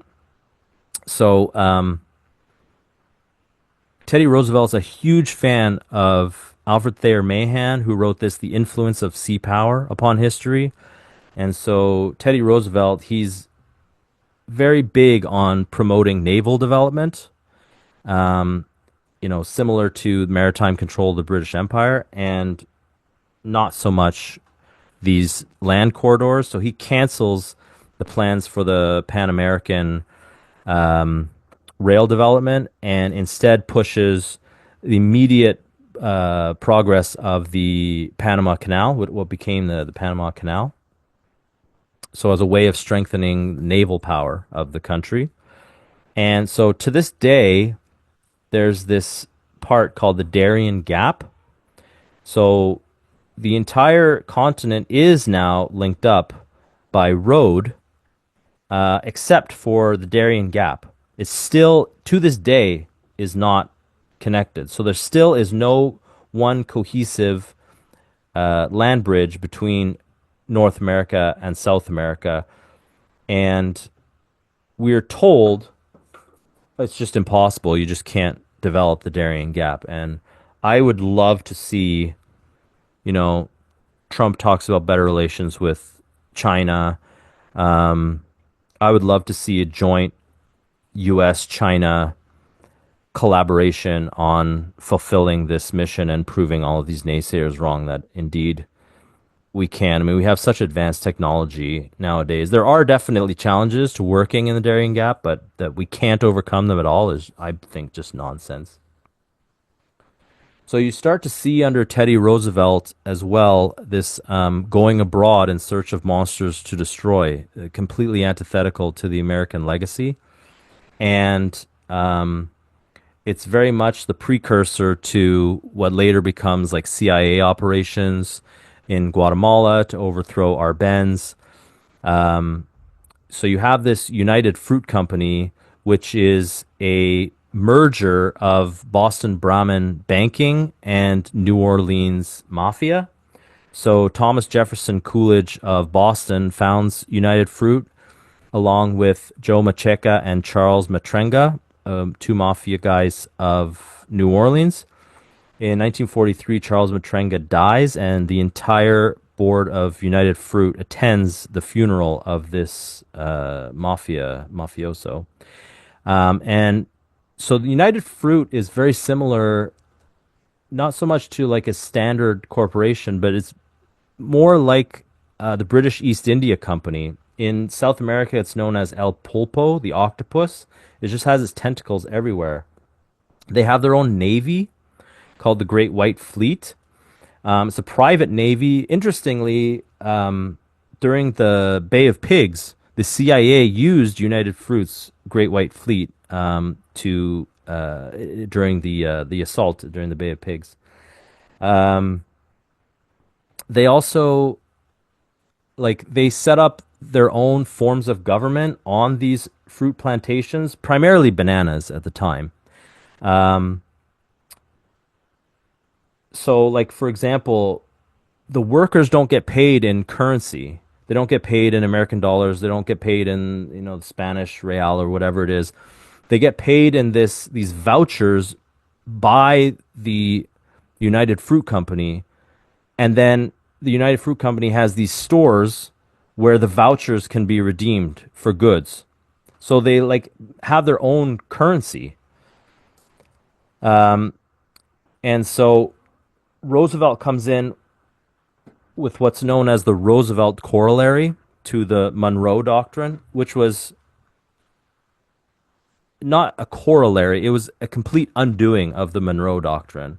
And really, TR is like the precursor of, all, like I said, all of these CIA interventions. So often, for the benefit of United Fruit, TR would send down the Marines to take out some foreign agitator who's trying to work for better conditions or for independence from United Fruit in defense of the corporate interests back in America.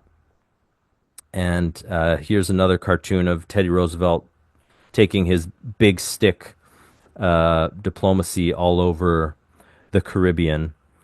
So one of his famous phrases was, speak softly and carry a big stick. Teddy Roosevelt, one of the major influences on his life was his uncle, James Dunwoody Bullock. Actually, he had two Bullock uncles who were both Confederates. So the other uncle served on the CSS Alabama for the Confederacy, but James Dunwoody Bullock was the head of Confederate intelligence in England. And after the war, Teddy Roosevelt actually traveled to England to see his uncle, and his uncle was one of his favorite people in the whole world.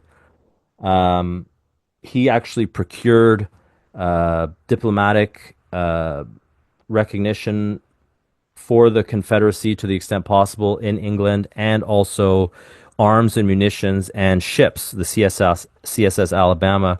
The building that James Dunwoody Bullock worked out of is still standing in Liverpool. This is it here, and you can see it has the Union Jack and the American flag, and it has two doors. One marked the Alabama House, and the other one marked the Bullock House for James Dunwoody Bullock.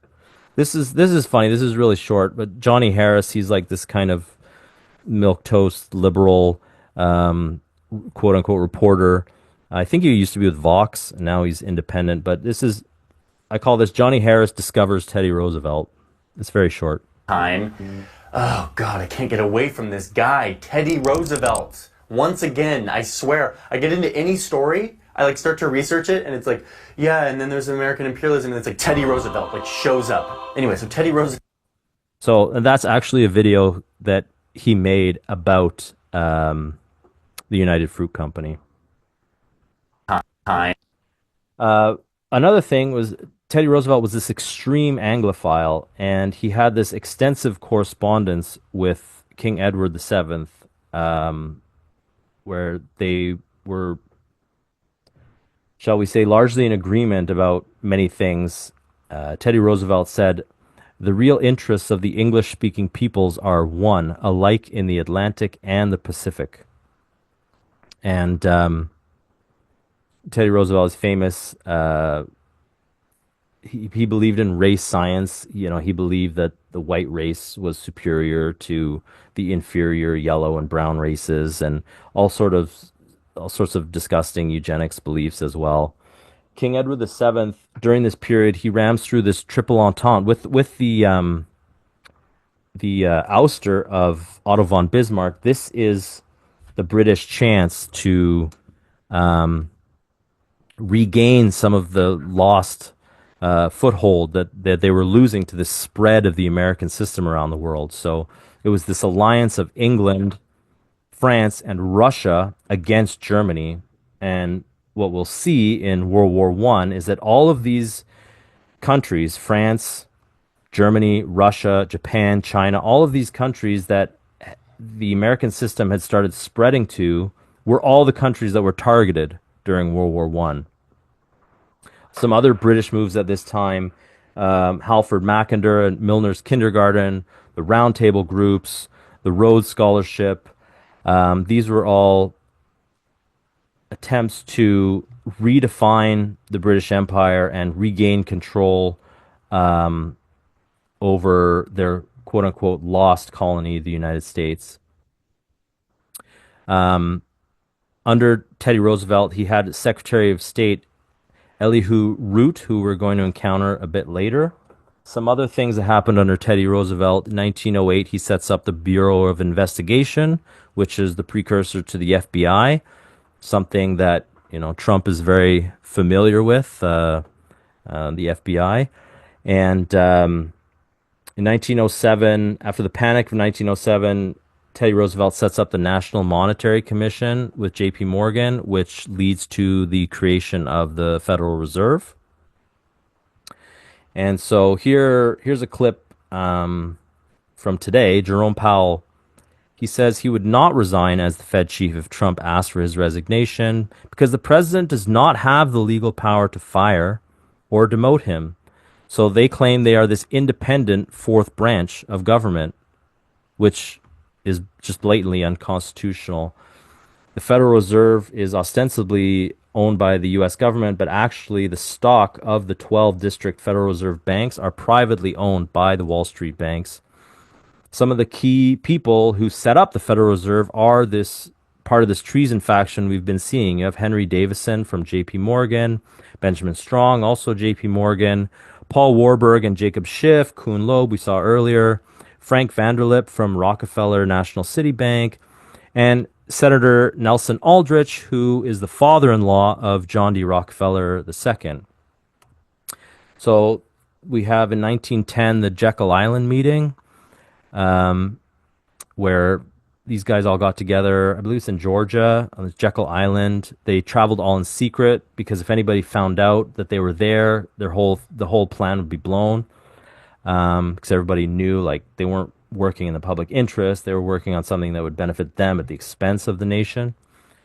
And then after the Jekyll Island meeting, they found the National Citizens League for the Promotion of a Sound Banking System. Sounds really great and healthy.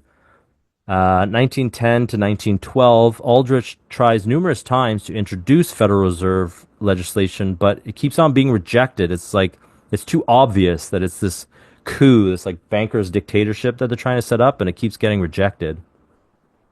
So they realize it can't be a Republican. It's Taft who's in power right now. It needs to be a Democrat in power in order to get this signed. So 1912, George Perkins, who's a senior partner at JP Morgan, runs the Bull Moose campaign for Teddy Roosevelt against Taft. So that splits the Republican vote, which gets Woodrow Wilson into office. He had less than 42% of the vote. Then after that, you have these Pujo hearings, which are kind of like the show trial of Wall Street that it doesn't actually reveal that much about Wall Street shenanigans, but it's there to create in the press this anti-Wall Street sentiment, which then Carter Glass, of whom Glass-Steagall is named after, introduces essentially the same Aldrich plan, but now it's marketed as, oh, with all this anti-Wall Street sentiment, we're going to introduce this. This is going to counter this big bad Wall Street that we've exposed through the Pujo hearings.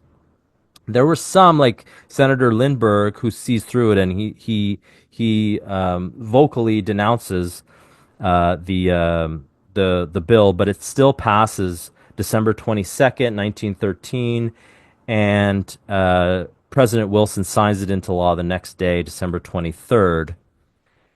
So under Wilson, we have Secretary of State Robert Lansing, who is the uncle of Allen Dulles and John Foster Dulles, and Wilson's closest advisor, Colonel House, who isn't actually a colonel. He was never in the military. It's just this made-up title for him. His father was British. He was educated in England. He vehemently hates the American system of the constitutional republic. He's rabidly Anglophile. He's also extremely racist. He's pro-segregation. Like Colonel House was a real piece of work. And then following World War I, Colonel House sets up what's known as the Inquiry, which is attempting to strengthen Wilson's post-war plan. Because, well, quote unquote, Wilsonian democracy after World War I, I don't know if I just said World War II, but World War I, the plan that Wilson and his advisors like House had come up with for the post-war world, which included the League of Nations and a lot of things that these Anglophile networks really loved, they weren't very popular, and legislatively they weren't doing very well. And so Colonel House sets up this. It's called the Inquiry with a bunch of fellow Anglophiles to try and mold public opinion. And this inquiry becomes what's now known as the Council on Foreign Relations in America, with its sister organization, Chatham House, the Royal Institute of International Affairs, which comes out of these roundtable groups in the British Empire. And some of the key early Council on Foreign Relations members are Archibald Carey Coolidge, who's the nephew of Thomas Jefferson Coolidge that we saw earlier, Elihu Root, who we saw earlier, Secretary of State under Teddy Roosevelt, Allen Dulles as well, second director of the Council on Foreign Relations, and Walter Lippmann, this like proto-technocrat, very anti-democracy, wants like this educated intelligence elite to run the country. He thinks democracy is too messy, and the vast majority of people don't really know anything anyway, so democracy is useless. Walter Lippmann is the mentor of Edward Bernays, who writes On Propaganda, which is the modern manual of the public relations industry, basically how to spin and lie to the public in order to convince them of what you're trying to get them to believe. Another key early Council on Foreign Relations member, John W. Davis. So he was Woodrow Wilson's ambassador to the United Kingdom. He was J.P. Morgan's lawyer. He's pro-segregation. He's against women's suffrage. He's later against the New Deal. He joins the American Liberty League with J.P. Morgan. He's implicated in that business plot to overthrow the government and bring in a military dictatorship. So that brings us nicely to FDR. We know, the story of the 20s. You see this massive increase in speculation on Wall Street, the roaring 20s, and the decline of industry and manufacturing leading to this collapse in 29. And 3 years of hardship, which brings FDR in 1932. And FDR, though he was a Democrat, there's a lot of evidence that he was aware of this American system tradition. So in his Harvard thesis in 1901, he wrote, George Washington, the first president under the Constitution, made Hamilton Secretary of the Treasury, the greatest of the cabinet offices. As he had stabilized the problems of state, so now he ordered the finances of the country, and it was his impetus that removed for all time the risk of disintegration of the states. None appreciated this solidarity more than Aaron Burr, who defeated for the presidency in his race against Jefferson, largely through the efforts of Hamilton, saw in this greater financial security the banishment of his dream of establishing a Northern Confederacy. So he's showing appreciation for Hamilton here. He's aware of the dynamics of the trader class of Aaron Burr on Wall Street, trying to break up the country with Burr's plans for a Northern Confederacy. And then this was interesting. In 29, he had a correspondence with fellow Democrats. He said, I think it's time for us Democrats to claim Lincoln as one of our own. The Republican Party has certainly repudiated first and last everything that he stood for. So FDR forms this coalition of labor and industrialists, including Democrats and Republicans, like Lincoln Republicans, and wins this massive victory, bringing in his New Deal in 33, which brings a number of enemies from this same treason faction. J.P. Morgan. Inside his own administration, you have his budget director, Lewis Douglas, actively working against the New Deal, trying to bring in a balanced budget and reduce spending. James Warburg, Wall Street, Dean Acheson, sort of one of the anti-New Deal Democrats we see later giving advice to JFK. Grenville Clark and his law partners, Elihu Root and Henry Stimson. Willard Straight from J.P. Morgan, who was the founder of Walter Lippmann's New Republic magazine, and Wall Street lawyer Paul Cravath, Bernard Baruch, and John J. McCloy, who we later see involved in things like the Warren Commission and the World Bank. So we know all about the business plot that these traders tried to bring in.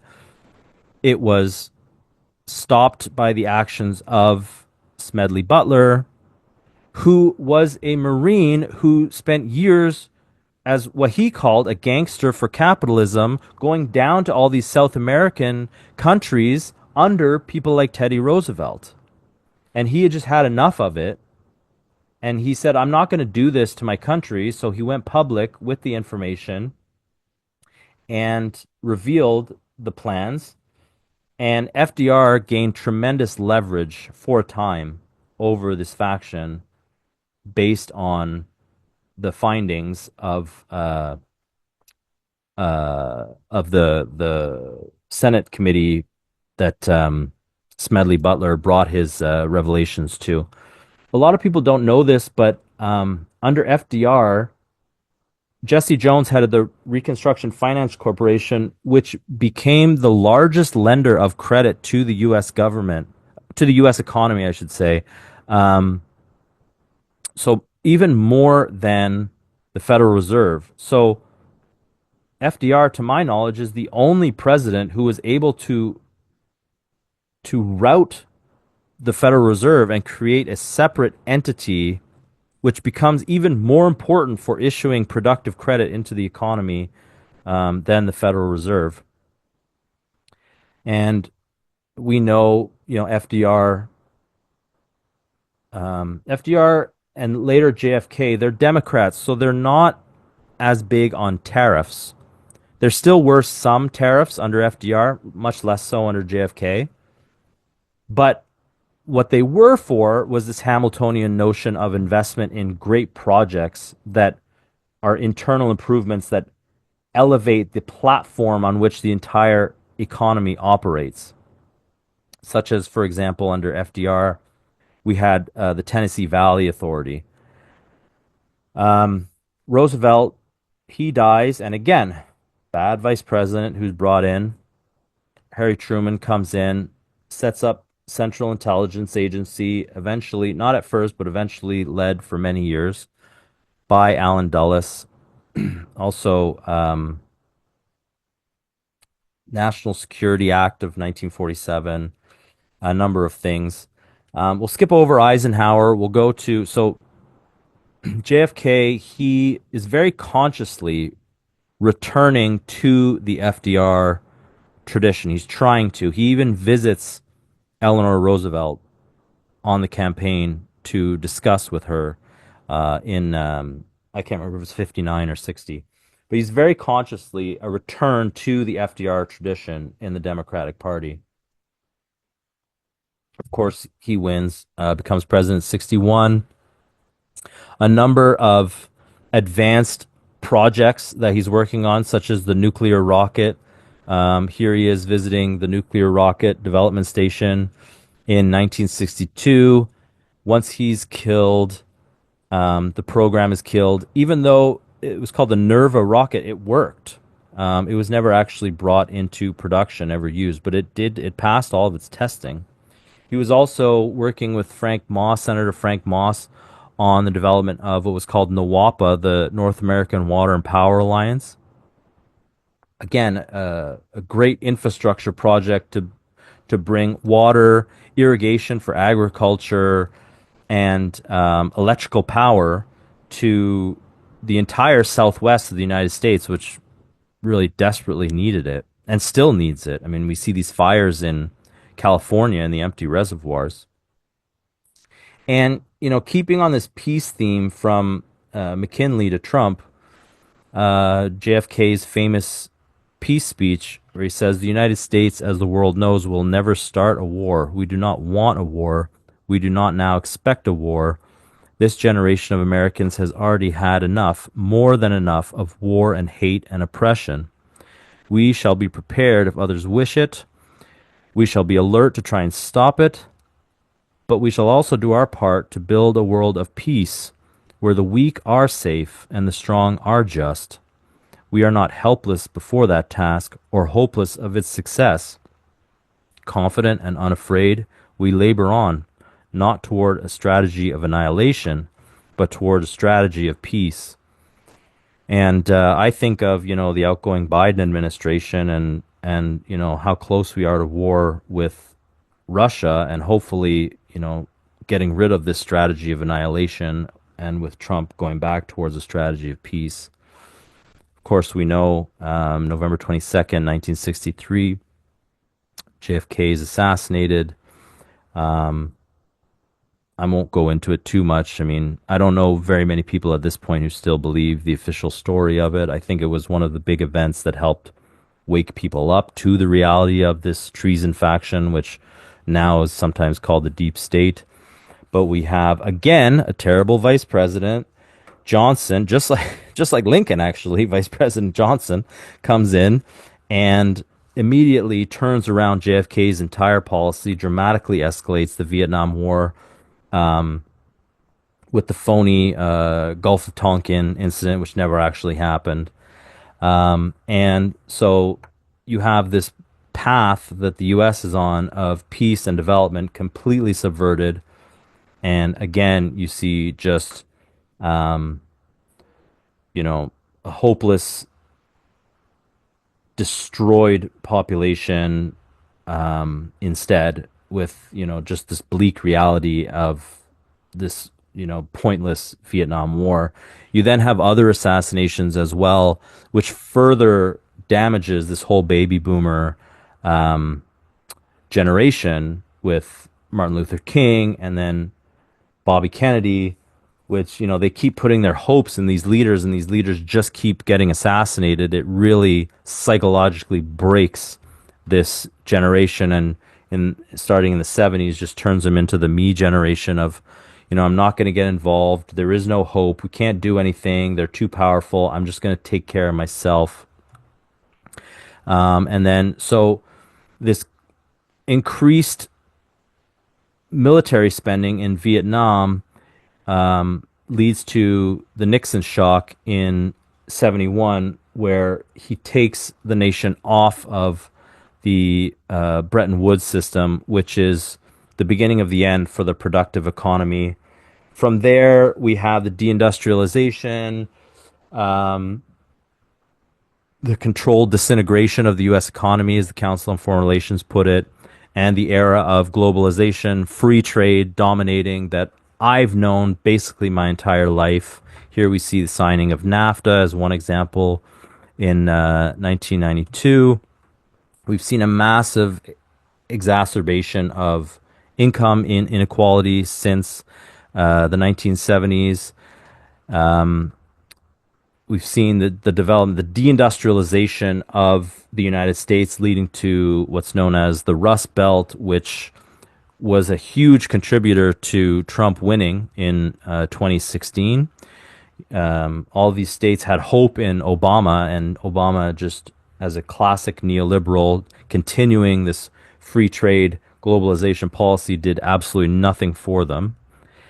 And here you can see the end of the Bretton Woods system, and the U.S. merchandise trade balance just goes into the negative ever since. The productive economy declining, the U.S. share, the manufacturing share of total jobs declining year after year.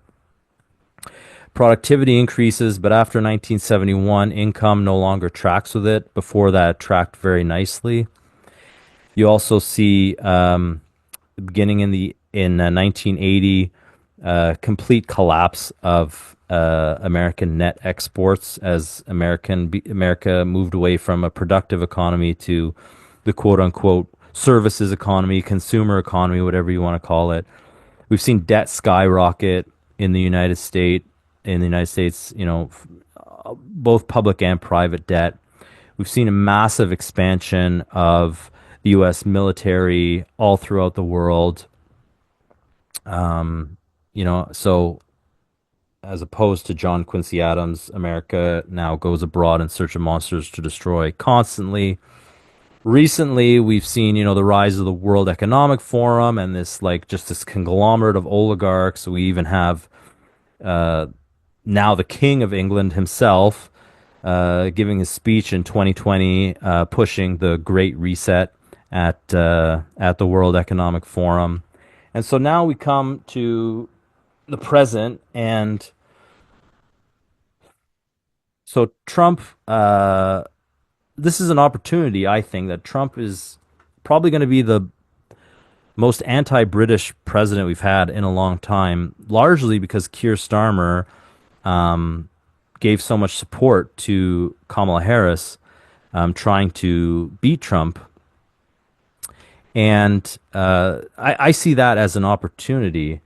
Here we see Trump. This was in his first term, actually, in 2017. And listen to what he says here. And the great 19th century American statesman, Henry Clay, represented Kentucky in the United States Congress. Henry Clay believed in what he called the American system and proposed tariffs to protect American industry and finance American infrastructure. So Trump is very much aware of this American system history. So, the question is, with Trump threatening tariffs and everything, what sort of tariffs are we going to get? Are we going to get a new revenue tariff 2.0, just tariff everything? I don't see that as a positive. I think that if not applied correctly, tariffs can actually be very damaging and will only help in the long term the free traders. It will only bolster their arguments. So where do we go from here? What would I like to see? I would like to see Trump's talking about global cooperation. I'd like to see as much of that as possible. Collaboration with the BRICS nations. Focus on economic development for peace. Countries that more and more are working together and developing together are less likely to go to war with each other.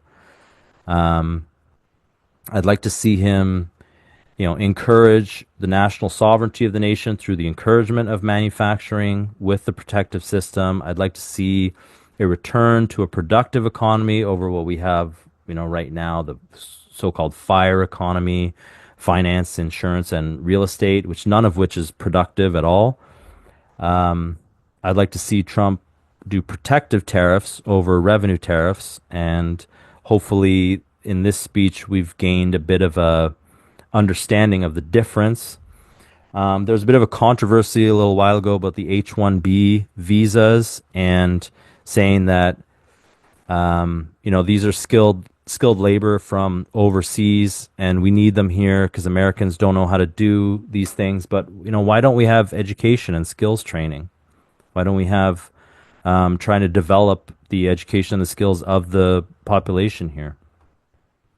And then lastly, what I'll end on is, like we saw with FDR and JFK, they didn't focus so much on tariffs, but on great projects. What great projects could Trump try and initiate and then leave to his successor, presumably going to be J.D. Vance, to continue after he's gone?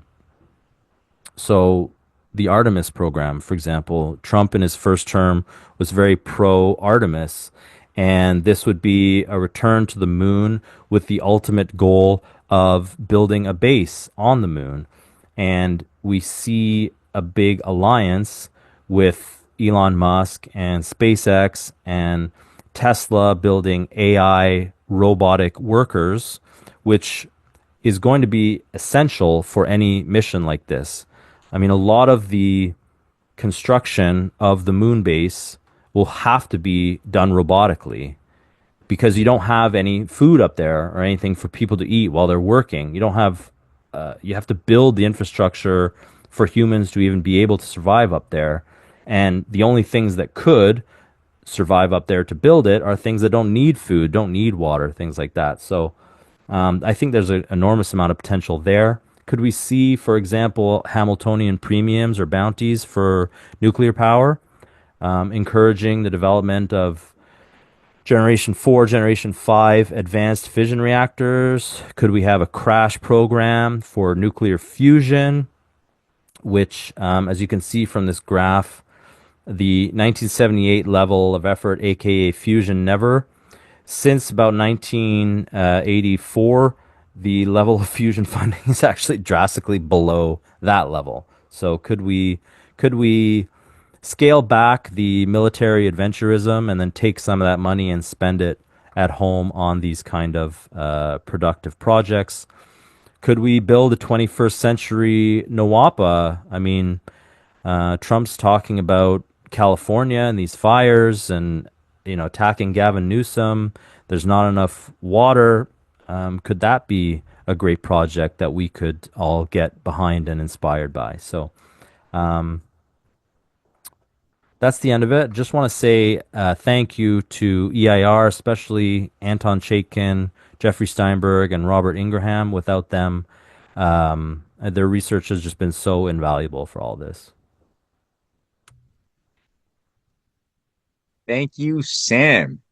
Yeah, man, you did it again. Every time I let you speak, you go and you do one of these encyclopedic, amazing reference pieces that are just these immortal ah gestalts to refer back to again and again and again. So I really do appreciate the thoroughness of this. And I think this was super appropriate because as people will discover in the ensuing weeks ahead, what you laid out as a scaffold, a thumbnail sketch of the entire sweep of the American experience will uh, create a context in which that mapping of context in the mind will get people to appreciate a lot more the thorough expositions that will be made by various chapters of the story that you painted in a brushstroke form just now. So that really great presentation. Okay, we got a few people who have questions to throw at you. I think there's a consensus that Richard Moore, who has a short question, will be the first to go at it, and then we'll go to Uwe, Stephen, Peter, Vic, a couple of others. But so, Richard, you get it first. Yeah, thanks, Sam. That was absolutely wonderful presentation. I just have a little technical question. Lincoln's greenbacks, would you say they are consistent with MMT, modern monetary theory? Well, MMT, the problem with MMT is there's no emphasis on productive investment. So as far as I understand, I'm not an expert on MMT, but as far as I understand, it's just general issuance of currency into the economy, which in theory is okay, but there's no separation of, well, we're directing this credit towards productive industries versus we're directing this credit towards the building of casinos or you know Wall Street banking houses, things like that. So that would be my main criticism of MMT. So MMT plus the right policies would then be like the greenback. Okay, Yeah, I think so.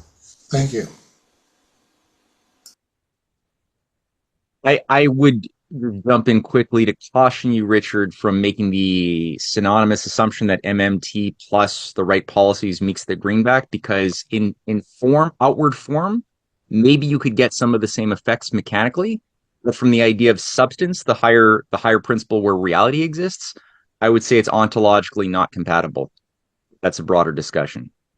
But Sam alluded to it for the reasons that Sam said, pertaining to the idea of recognizing the intrinsic principle of the mind as being the force that drives the entire economy and its power of leaping outside of itself to make more discoveries to increase the power of productivity.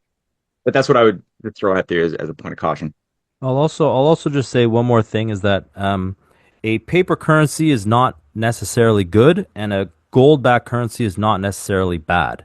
We see from William McKinley the example of a juggernaut economy developing and steaming ahead even under the gold standard. Mm, yeah, yeah, that's right. Good point. Peter. Oh no, sorry, not Peter, not yet. Uwe had a good question on World War One and Two. So Uwe, are you still there? Yeah, I am. Can you hear me? Yes, sir. Yeah, right. So, Sam, first of all, I apologize for in my presentation last week, I didn't recognize that the auto typo correction chopped up your name. So it is, of course, Labrier, and I knew that, but it was misspelled in the presentation. So I have a question and a comment. The question is pertaining to the flanking of the British Empire's naval base due to the land bridge routes for developing economies. And I had read, or I had begun to research, but I hadn't really completed due to other reasons, that the Berlin to Baghdad railway project in Europe, or in connecting Europe with Asia, had been a major role for World War One to be necessary to put pressure on Germany, even blame eventually with which followed after the Versailles Treaty. But is this something which you can confirm that Germany, under the, of course, the list American system, had built up so much economic power by the 1880s, which had brought Germany on par with Britain already, and then the prospect of this prestigious project with the Berlin to Baghdad railway connecting and bypassing the Suez was a major reason to go to war with Germany and even make them be, the culprit for all of it. And then I have a comment afterwards on John J. McCloy. Okay, well, I look forward to that comment. Definitely can confirm exactly what you just said. The British were extremely threatened by this new land route to Asia, which was the impetus was Otto von Bismarck, and then it's really the impact of having the bad leadership after the ouster of Bismarck that led directly to World War One, and this was sort of this flank opened up by the British to undo these gains that had been made. And it's very telling that, like World War One was such a disaster. I mean, if you look at 1880s and 1890s and the progress that was being made in Europe, and then you look at 1918, I mean, just millions of people slaughtered for nothing, for no reason. I mean, World War One is the war that you ask people why it happened, nobody can really answer. But you have to understand that it was British maneuvering to make World War One happen, and then Yeah. you have to understand why all those countries specifically were the targets. Mhm. And it's very telling that the Berlin to Baghdad railroad was not completed until the 1940s, when it should have been, under Bismarck, it would have been completed within, a 5 year span or whatever, because just the degeneration that happened in Germany after the ouster of Bismarck and the poor leadership in Germany. Yeah, yeah, yeah. So thank you for this confirmation, and I would definitely have to pick up my notes again to continue that piece. So the comment on John J. McCloy is something I got triggered to make this comment after you said we saw him afterwards in a number of dubious instances, such as the Warren Commission. I had, when I researched the piece on the connection between Montague Norman and Hjalmar Schacht pre-World War II, and then after unification, the godson of Hjalmar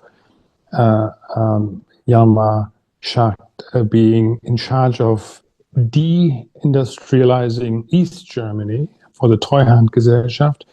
And Norman von Scherpenbeck is the name of the guy who was in charge of that. But John J. McCloy, he had already been, he was relations to Konrad Adenauer, and many in Germany had, we were taught that Konrad Adenauer was this principled anti-Nazi politician who went into exile in a monastery during the Nazi period and was later Germany's conscience to be brought back in, which is quite a very biased prescription, because Adenauer was, his wife was the sister or cousin to John J. McCloy's wife. So they knew exactly whom they had. And Adenauer had been mayor of Cologne during the Weimar Depression period, where he sold infrastructure to Wall Street and got kickbacks, which is the reason why the Nazis went after him. So they did not go after him because he was a dissenter or opposition even, but because he wasn't playing nicely. The same with, for example, the Bertelsmann publishing group, which also was pursued by the Nazis, but only because they betrayed the army with paper contingencies. Anyway, so coming back to John J. McCloy and Adenauer, of course, we had a one-vote majority for Adenauer after 1984, 1949, 1948, the formation of the German Federal Republic. And this was very significant because had the climate been more transparent about Adenauer's involvement in all of this, he was friends with Kurt von Schröder, who also was the Nazi banker he was friends with Ferd Menges, who was on the Kuhn-Loeb side doing business with London.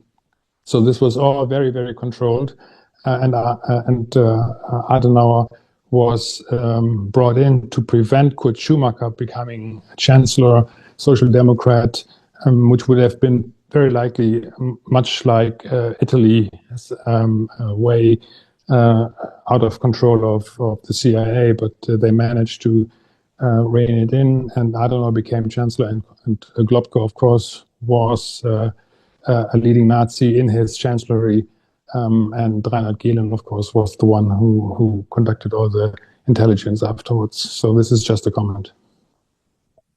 Well, yeah, I mean, you see John J. McCloy all over this modern treason faction. So I'm going to, when this is up, I'm going to go over all that again and research that because that's very interesting. Looking forward to your output. All right. Jerry. No, not Jerry, not that. Not ignore that. I miswrote down my list here. Steve, no, Peter. Peter's the next. Sorry. Thanks, Matt, and thank you, Sam. Yeah, I heard a whole lot that you packed into this this session, and boy, is it timely. So I've got a question that goes back to history and a couple minor questions that arose from the presentation on McKinley. First, what is the nature of the operation to divide the GOP in 1912 by running TR versus Taft and Wilson to get Wilson into the White House by the Electoral College alone with only 41% of the popular vote, and then setting Wilson up to sign the 1913 Federal Reserve Act, which Taft opposed? My minor question is, when that article referred to McKinley's speech at the U of M, was that Michigan or was that Minnesota? Because I was taking a shot that it might have been Minnesota, because Teddy Roosevelt Speak Softly and Carey a Big Stick speech took place at the Minnesota State Fair in St. Paul in 1901 while he was still vice president. I await your answer. Okay, very quick on U of M. I don't know. I was not able to figure out what the M stood for. I just found it was a great speech full of nice little snippets in favor of protection. And yeah, as far as I understand, so the Bull Moose ticket of 1912 was run by Wall Street. And don't forget, Teddy Roosevelt is a product of this same New York machine.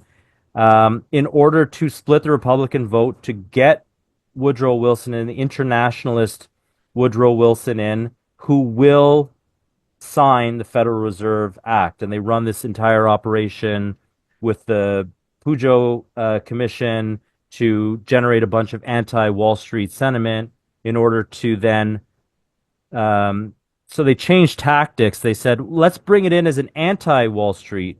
We'll disguise it as like an anti-Wall Street measure, and then it'll gain popular support because the people are opposed to Wall Street. So if we say this measure is meant to be an anti-Wall Street measure, we might be able to gain popular support for it.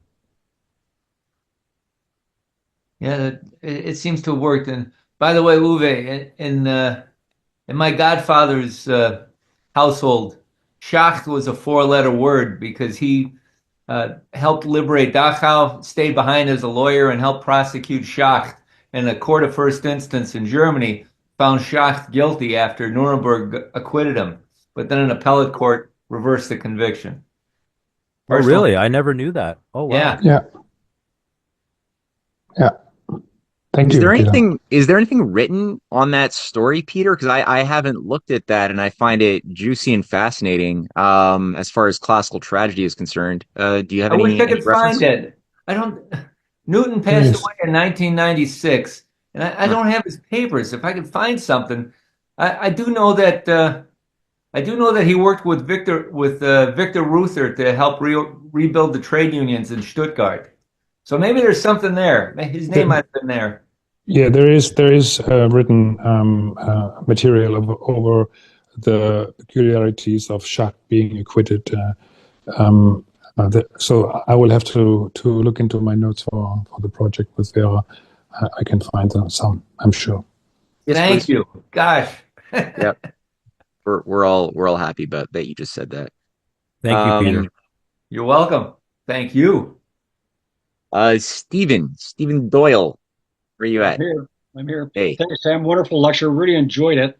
Um, I'm going to try to tie in your title, which is Overcoming Oligarchy, with your, I think, thoughts of what Trump could be seeing for the future, the very positive stuff, the potential for fusion or whatever. And I'm going to ask a question in a little bit on what does Trump need to do to kind of bridge the gap between the current knowledge that the level you and Matt and others have and that vision of the future. But I'm going to kind of take a little different tact, and I'm going to bring in Carol Quigley's The Evolution of Civilization just for a little context. And if you haven't read it, I think you'd love the framework in terms of how to hang all the knowledge you have, all these events. But Quigley said around 1890, he started seeing for the third time Western civilization kind of going into this fourth middle stage of its evolution conflict where things start to go off the rails, where all these human system social instruments start becoming self-serving institutions. And we could just as easily substitute, I think, oligarchy for that in terms of who controls those self-serving institutions at this stage of the evolutionary cycle. And Quigley taught us that either three things happen historically. Either those self-serving interests get circumvented, either they get reformed, which seems to me what Trump and Doge is going to try to do, or the third one was reaction. The self-serving interest wins. And as Quigley pointed out, I think in the Roman times, the land reformers ended up on the wrong side of an assassin's dagger. So all the presidents who get assassinated kind of fit that pattern. My question is, if Trump has the level of understanding that we have, and I suspect he's a lot smarter and better informed than a lot of people give him credit for, if he has these noble visions of the future, like world fairs in a couple of years, it'll just amaze us. What does he have to do? Because he knows the nature of the system. He knows the nature of these narcissistic oligarchs. I'd assume he has an understanding, as Kwan has said, that you'll always have and need the oligarchs. It's a question of them being aligned to the needs of society and the nation versus their own selfish narcissistic needs. What do you see happening in let's say the next couple of years in the US? If Trump has this level of understanding, what does he need to do to get to where he wants to go? How does he overcome these oligarchs? Okay, so I have to be careful to not talk for another 2 hours on this because you have spoken on exactly the kind of theorizing that I love to occupy my brain with all the time. So, starting off by key point, assuming Trump knows all this. I'm not saying Trump will do this, but if in a perfect ideal scenario, okay?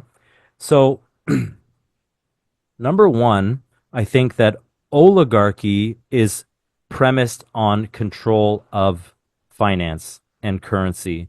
And it's not necessarily military. The military comes after. It's a way of enforcing and maintaining their control. But the key feature of oligarchy is this parasitical control over your financial system and your economic system. So Trump would have to take on the Federal Reserve and Wall Street. And I don't know of any indication that he will do that, but in my view, that is something he would have to do. And this is key as well. If you understand the American system, Trump is the president. He's the executive. He's not the legislature. So there's some things he can do in executive orders, but it's very limited. And so there needs to be not just Trump in the White House, but there needs to be among the people a new renaissance in the House and Senate of people who are of the same mission of taking on the oligarchy and who recognize the importance of passing laws to take away this key financial power and restore the control over um, the nation's economy to the people and to the legitimate elected government in according to the Constitution. So that would be number one. Then beyond that, I would say yes, you need to have a return to the American system of protective tariffs and encouraging a productive economy as opposed to the fire economy that we have now that will um, not just not just build wealth, but will also build up the citizenry themselves, will um, create new infrastructure that um, the entire economy can operate on that will make our lives better, and also new discoveries, new scientific progress that enriches our lives, that gives us possibilities now that we don't even have today because we weren't aware of them. Nuclear fusion would be just one great example. Um, so that would be where I go with that answer to try and not go on for a few hours. Because, I mean, like you said, like overcoming oligarchy, that's like my entire raison d'etre in life. I mean, it's the question that occupies my mind more than any other is like, how do we eliminate oligarchy? Can we ever eliminate oligarchy? And I know what you're saying, what Kwan says, but I think what Kwan is saying that is that you're always going to have an aristocracy in the very Greek sense of the word, True. like rule by the best. I don't think there's anything wrong with that necessarily, but I think that oligarchy is it needs to be as much as possible, their nexus of power in financial control needs to be eliminated and subverted. Okay. Excellent answer, and I agree with everything you said. The only thing I'd add as a last thought, I think to get to that stage where we're doing that, especially if you look at the crimes of the pandemic and Dr. David Martin and the vaccines and all that, the term genocide has been used. I think something analogous to Bukele in El Salvador has to happen in the U.S., and that's just my personal view. I don't know if that will happen or not, but I think the rot is that deep that it needs a deep cleansing. And I don't know if you would agree with that or not. And not that I'm hoping for anything traumatic, just that when I look at the big picture, to get to that vision you have, which is a really beautiful vision, and God bless you for working towards it, and everyone else. Being ex-military, I see the need for that deep intervention to really get the bad actors out and the criminal networks. Don't know if you agree or not, or even what That comment. is that is that the Bitcoin thing in El Salvador? Is there something else? I'm not fully aware of El No, no, Salvador, what's I going believe on. it didn't get a lot of airplay here, but I believe he declared a national emergency and used the army to crack Oh down on the yeah. MS-13 On type activists and so corruption. on. Yeah, Yeah. yeah, Yeah, yeah, yeah. yeah. I And did see that. Well, I that's just, definitely necessary, but I mean that's again something you would need a patriotic Congress, right? It's yep, not just Trump. Trump by absolutely, himself he can't do much. So absolutely. there needs to be a renaissance among the people of finding these candidates in each House district and for each senator who are going to help bring this to fruition with Trump in the executive. Yeah, And we only have 2 years, right? Because like the next House election and then Trump's out after that, right? And hopefully Vance continues on and hopefully, I mean, there's some questions about Vance and his ties to like Peter Thiel, for example. Um, Hopefully Vance is not a Lyndon Johnson or a Teddy Roosevelt that if they take Trump out, a bad vice president, but it's still hope for the best, but not clear yet. yeah. I've got faith that Mr. Trump probably has a deep understanding that he's generally given credit for. Maybe I'm being idealistic or naive, but I'm hopeful. No, same. Maybe I'm idealistic as well, but I am hopeful as well. And I know that I mean even Elon Musk has a ton of skeletons in his closet and issues and nobody's perfect, I just hope that I mean like Elon Musk, yeah, he has some bad things. He says some good things. So I'm hoping that the good wins out. Yeah, me as well. He's Okay. like he's pro people, for example. He says the world's becoming depopulated and we need more people. I see And that he, as pro, but is it like from this technocratic standpoint of his grandfather? And there's all these questions about his lineage and stuff, so well, we'll see. he's calling out the British government on the grooming gangs too. So he's focusing on some huge issues that would undermine some oligarchical actors, for lack of a better term. Yeah. Okay, I'm with you. Thanks very much. Really appreciate the lecture and the answer. Thanks, Stephen. Hey, we got Vic has a really good question that I'd like to see how you address this. So Vic, are you still there? Dude, Hello? can you hear me? Yeah. Yeah, there you Actually, are. Hey. let me just make a comment. It was absolute excellent presentation. As Matt knows, on just some text that I don't see how FDR was an American systems guy, but your discussion of the protective tariff versus the revenue tariff actually reinforced my position that FDR was the exact opposite of the American systems guy, for two reasons. First off, quickly, I think the businessman plot was a false flag. I mean, everybody knows Benedict Arnold, but compared to what the businessmen were trying to do, he was a much greater traitor, and he's just not taught. So why did it get erased from history, and who went to jail for it and everything?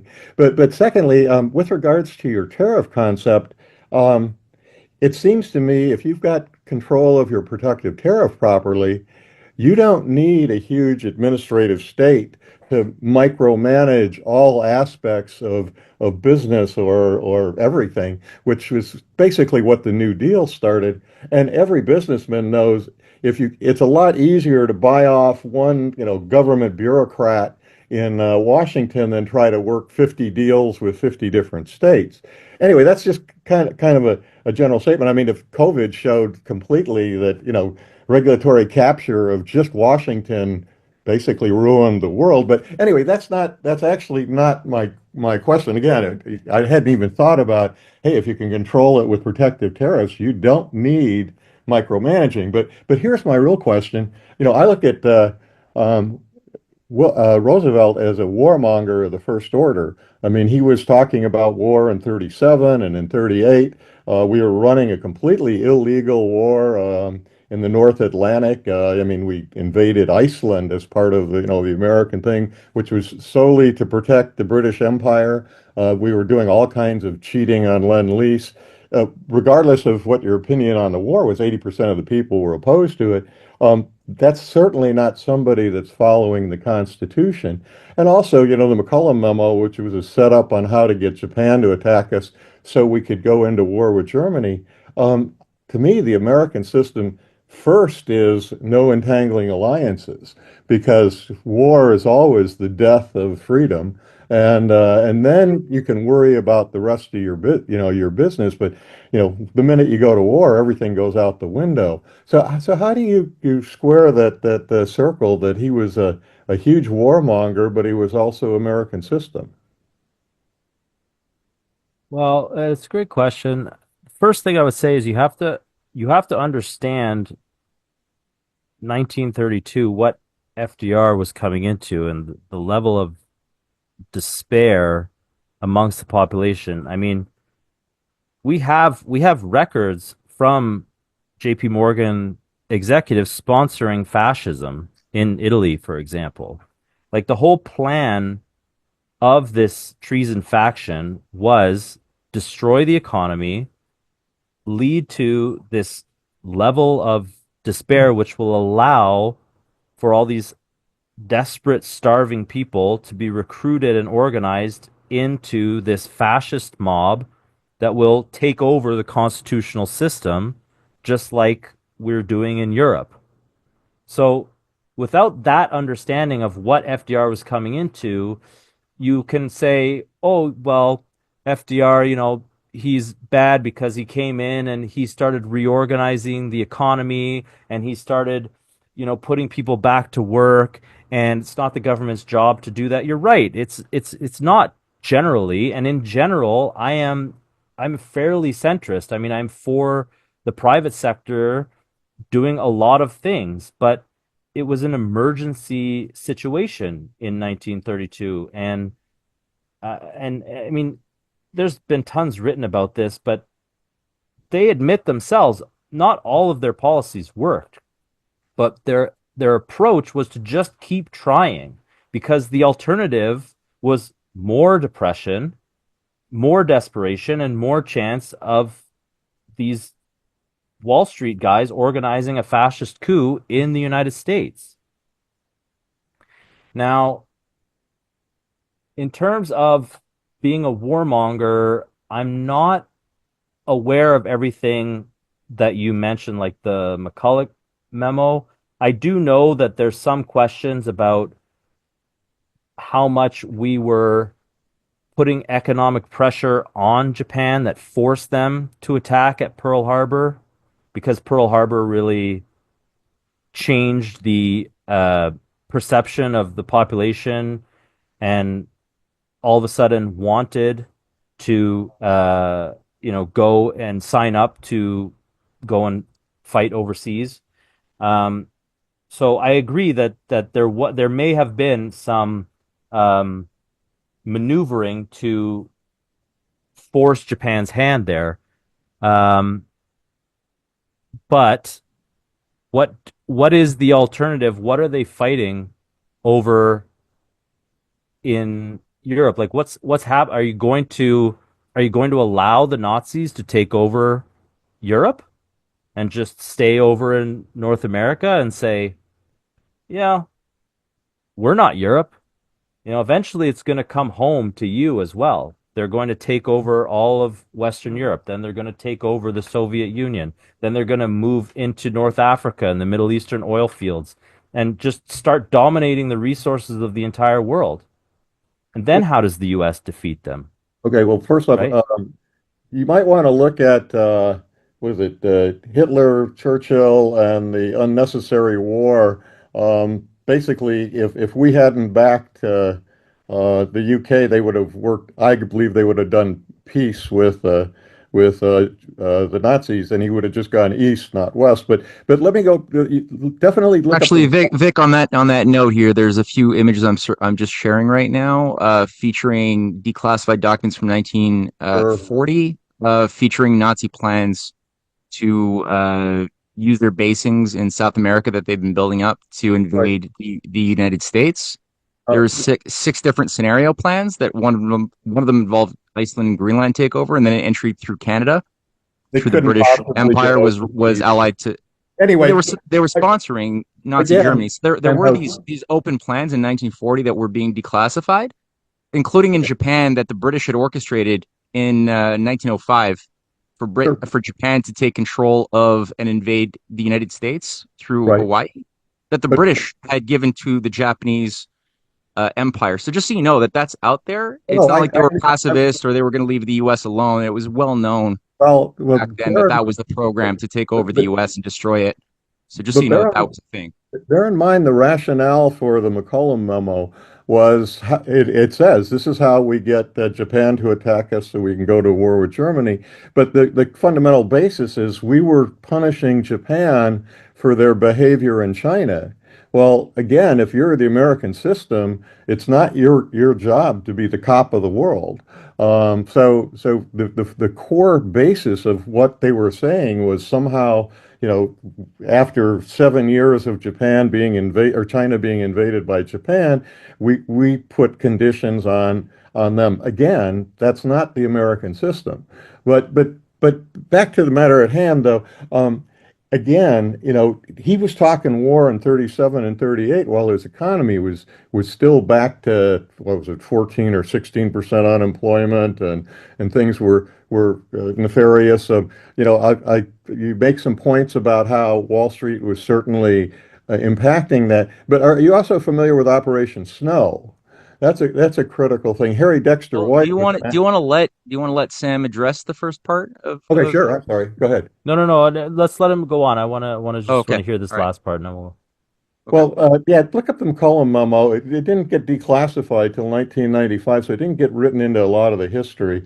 But there was Harry Dexter White was actually an active communist agent, and he was ordered to create a second front with the U.S. getting in war with Japan, so the Soviets didn't have to have another Japanese uh, uh, Siberian war. But in any case, my whole point though is But the Soviets were our ally at that not time, not at right? that time. They were allied when that started. They were allied with Germany. Remember, they cut up Poland.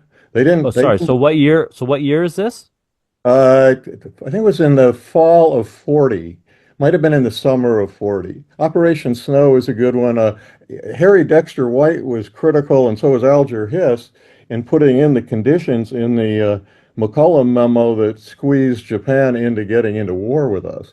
But but again, let's just go to the key point, though. Again, entangling alliances. To be truthful, hell.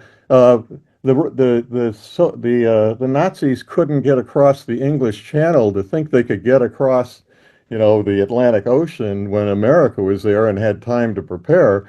To me, was just things on a map. And to think Japan, I mean, what were they, 1/13 of our uh, GDP or something? That, yeah, they could do a sneak attack, but hell, they couldn't even invade and control Midway or Guam, and they certainly didn't get Hawaii. But anyway, my whole point though is it seems to me that FDR was definitely what I would consider a warmonger, and that the first thing of the American thing is no entangling alliances. That said, though, I really enjoyed your presentation, particularly, the understanding of protective tariffs. I mean, if you do your tariffs right, do you even need a bureaucracy to control your manufacturing sector? Won't the tariffs kind of drive, let the people decide? But anyway, I went way too long here. I really didn't mean to go off on all that. But it's just, I look at FDR very, very differently. I mean, the fact that nobody got hung for the businessman plot when, every American was taught, Benedict Arnold, which is, amazingly was probably a lot less impact, and it got written out of history. And it's like, why would it get written out of history?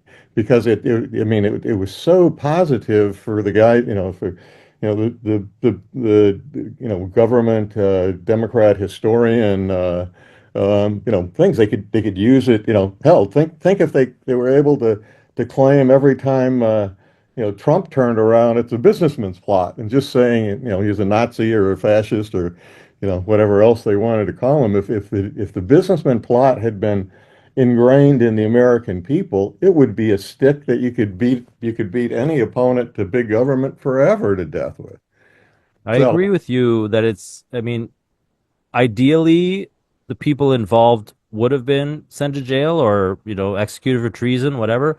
Was it politically possible given, the juice that somebody like JP Morgan had? I don't know. Given the evidence that they had, that's a completely separate question. And I, in terms of the protective tariff, I'll just say really quick, the free trade or laissez-faire argument is often that it will produce too much of a bureaucracy to oversee, all of the tariffs that have to be um, imposed on imports at, every port. But I do agree with you that it's preferable to a complete laissez-faire free trade system. And I appreciate what you said, and I'm going to look into the things that you mentioned, but I just want to say that just because FDR wanted to go to war with fascism in Europe and their allies in Japan, I don't necessarily think that makes him a warmonger. That's that's just without without having read what you mentioned, which I am going to go and check out. Um, I think that the fascist machine, which was largely a creation of Wall Street and the British, by the way, um, until it turned west and started, coming against them, it did have to be destroyed. Oh, believe me, I saw it as ultimate evil too, but it our evil? But anyway, again, I've taken up way too much of your time, and like again, you've taught me a huge amount about the history of America, and obviously I read a fair, Awesome, Vic. and Awesome. I'm really glad to hear that. so thank you very much. It was my pleasure. I'm glad you liked it. Magdalena.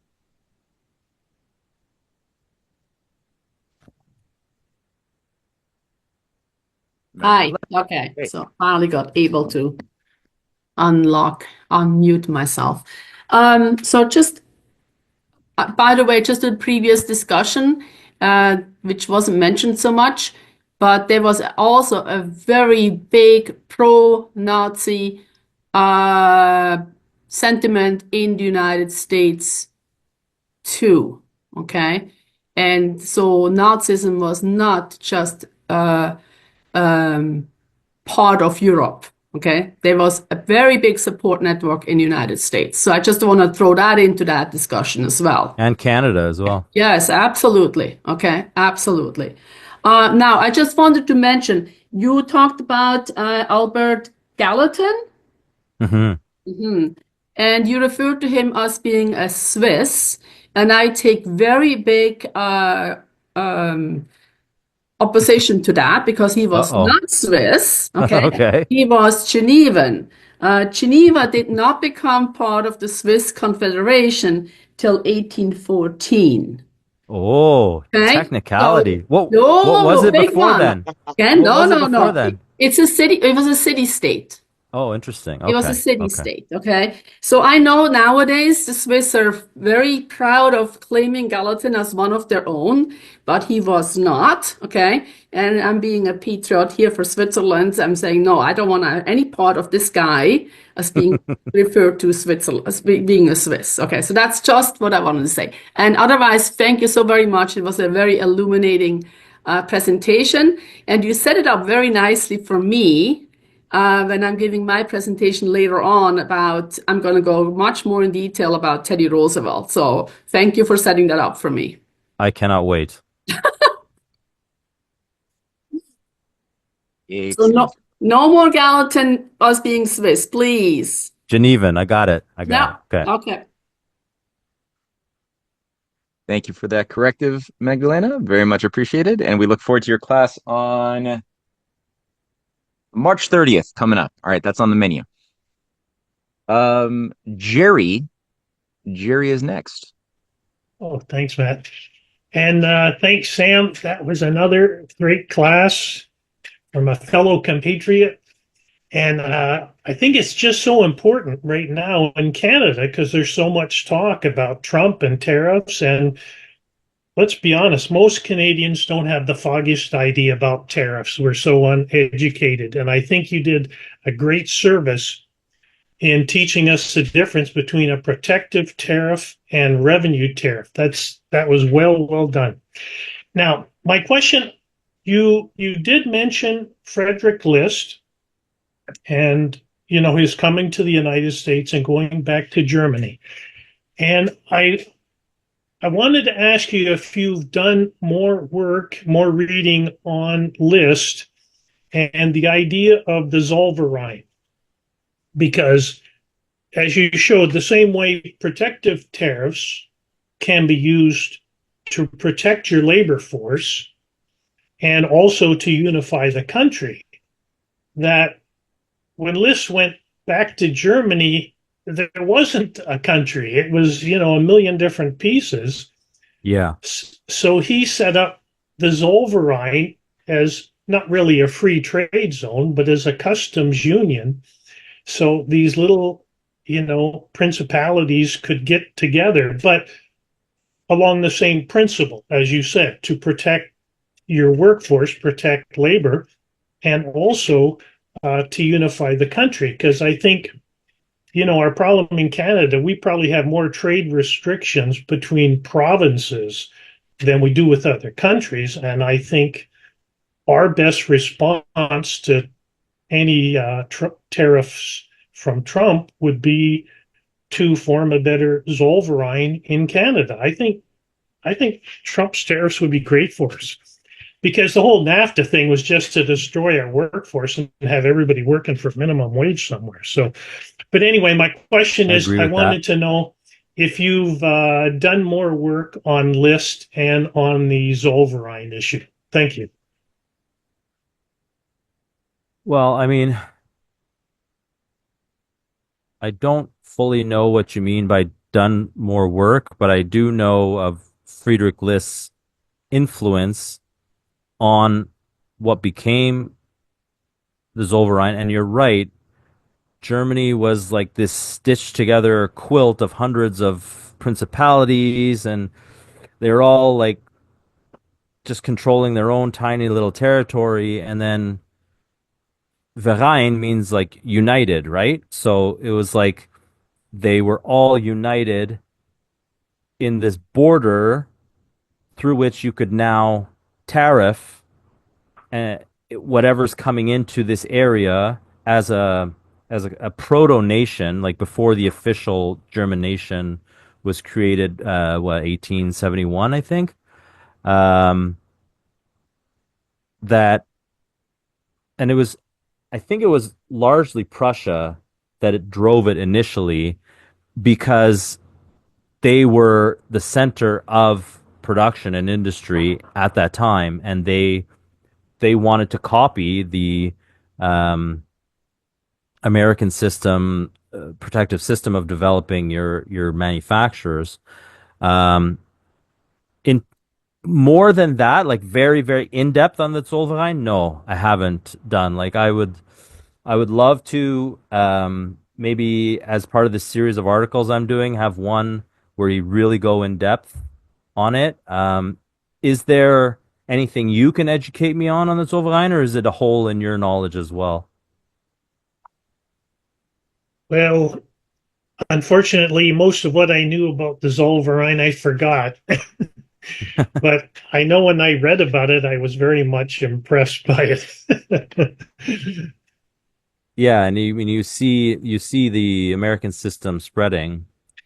Yeah, but even like instead of I think certain Canadians wanted to have a Zollverein with the United States, that you could have free trade between Canada and the United States, but then you would have a common tariff system against foreign dumping, which is totally different than NAFTA. So that's what I was looking at it from. I know Laurier had similar tendencies in that direction. His idea of trade with the United States was this form of a Zollverein.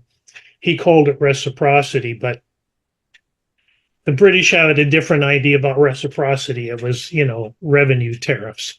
But right, until he was thrown out and said the country's now run by the Round Table. Exactly. So I think that was maybe the last time a positive idea of tariffs was in Canada. And we'll see. I mean, with Trump saying the 51st state and Governor Trudeau, and where is this going? Where are we going? There could be some positives, but I mean, would we be under the Constitution? Would we still be two separate nations? Would we keep our healthcare? Would we be under the CIA and the Federal Reserve? I mean, there's pros and cons, Yeah, would the crown still be the thing? Would yeah. we free that or not? Is it going to be a trick to just absorb the U.S. into, the old Aaron Burr plan of join the crown colonies of the North of 1800? Is that like a trap? I don't know. Like, these are all we don't questions. get the Constitution; they get the BNA Act. Yeah, right. God forbid. All right, let's round this out with Monty. Monty, I know has some positive thoughts here. So, Monty, what are you thinking about? All right. Well, thank you. My personal opinion on Trump in Canada, I think he was trolling big time. And what it does, it brings up a conversation as to the independence of Canada. That's my thought on that. But More interesting to this, I brought this up in a previous discussion. It's something that Matt addressed that just has me thinking. And it's this idea of getting inside Trump's mind and heart in flanking him in some way. You know, he doesn't have as the chief executive officer, he does have executive action capability, not so much legislature, and he requires the Congress behind him to legislate, but he has very powerful means to bring things to people's attention insofar as foreign and domestic policy, in particular development. And I was Certainly most, foreign, yes. Certainly foreign, yeah. yeah. And I think even domestically he has that power. And one thing that Matt brought up in one of his presentation was this idea. We know the Bering Strait thing failed. We know Nawapa failed. We know, they were sabotaged after over periods of time. But one thing Matt brought up that just fascinated me, as I thought would be a means of a flank for Trump's mind and heart, would be this idea of the A2P, the Alaska to Alberta Railway, which would it was proposed. I developed, I think, in 2015. It had about a $17 billion budget, which is a pittance compared to the hundreds of billions of dollars we put into war and the fires and everything. The payback would actually work. But Trump actually approved of this as the president in July of 2020, which shows he's thinking about something. And I think it would be an excellent proof of principle and would also lead into the idea as so far as the viability of much bigger things like Nawapa, like the Bering Strait Tunnel, and Yeah. like a connection with the BRICS and a cooperate. He's going to see Xi Jinping. He made a phone call.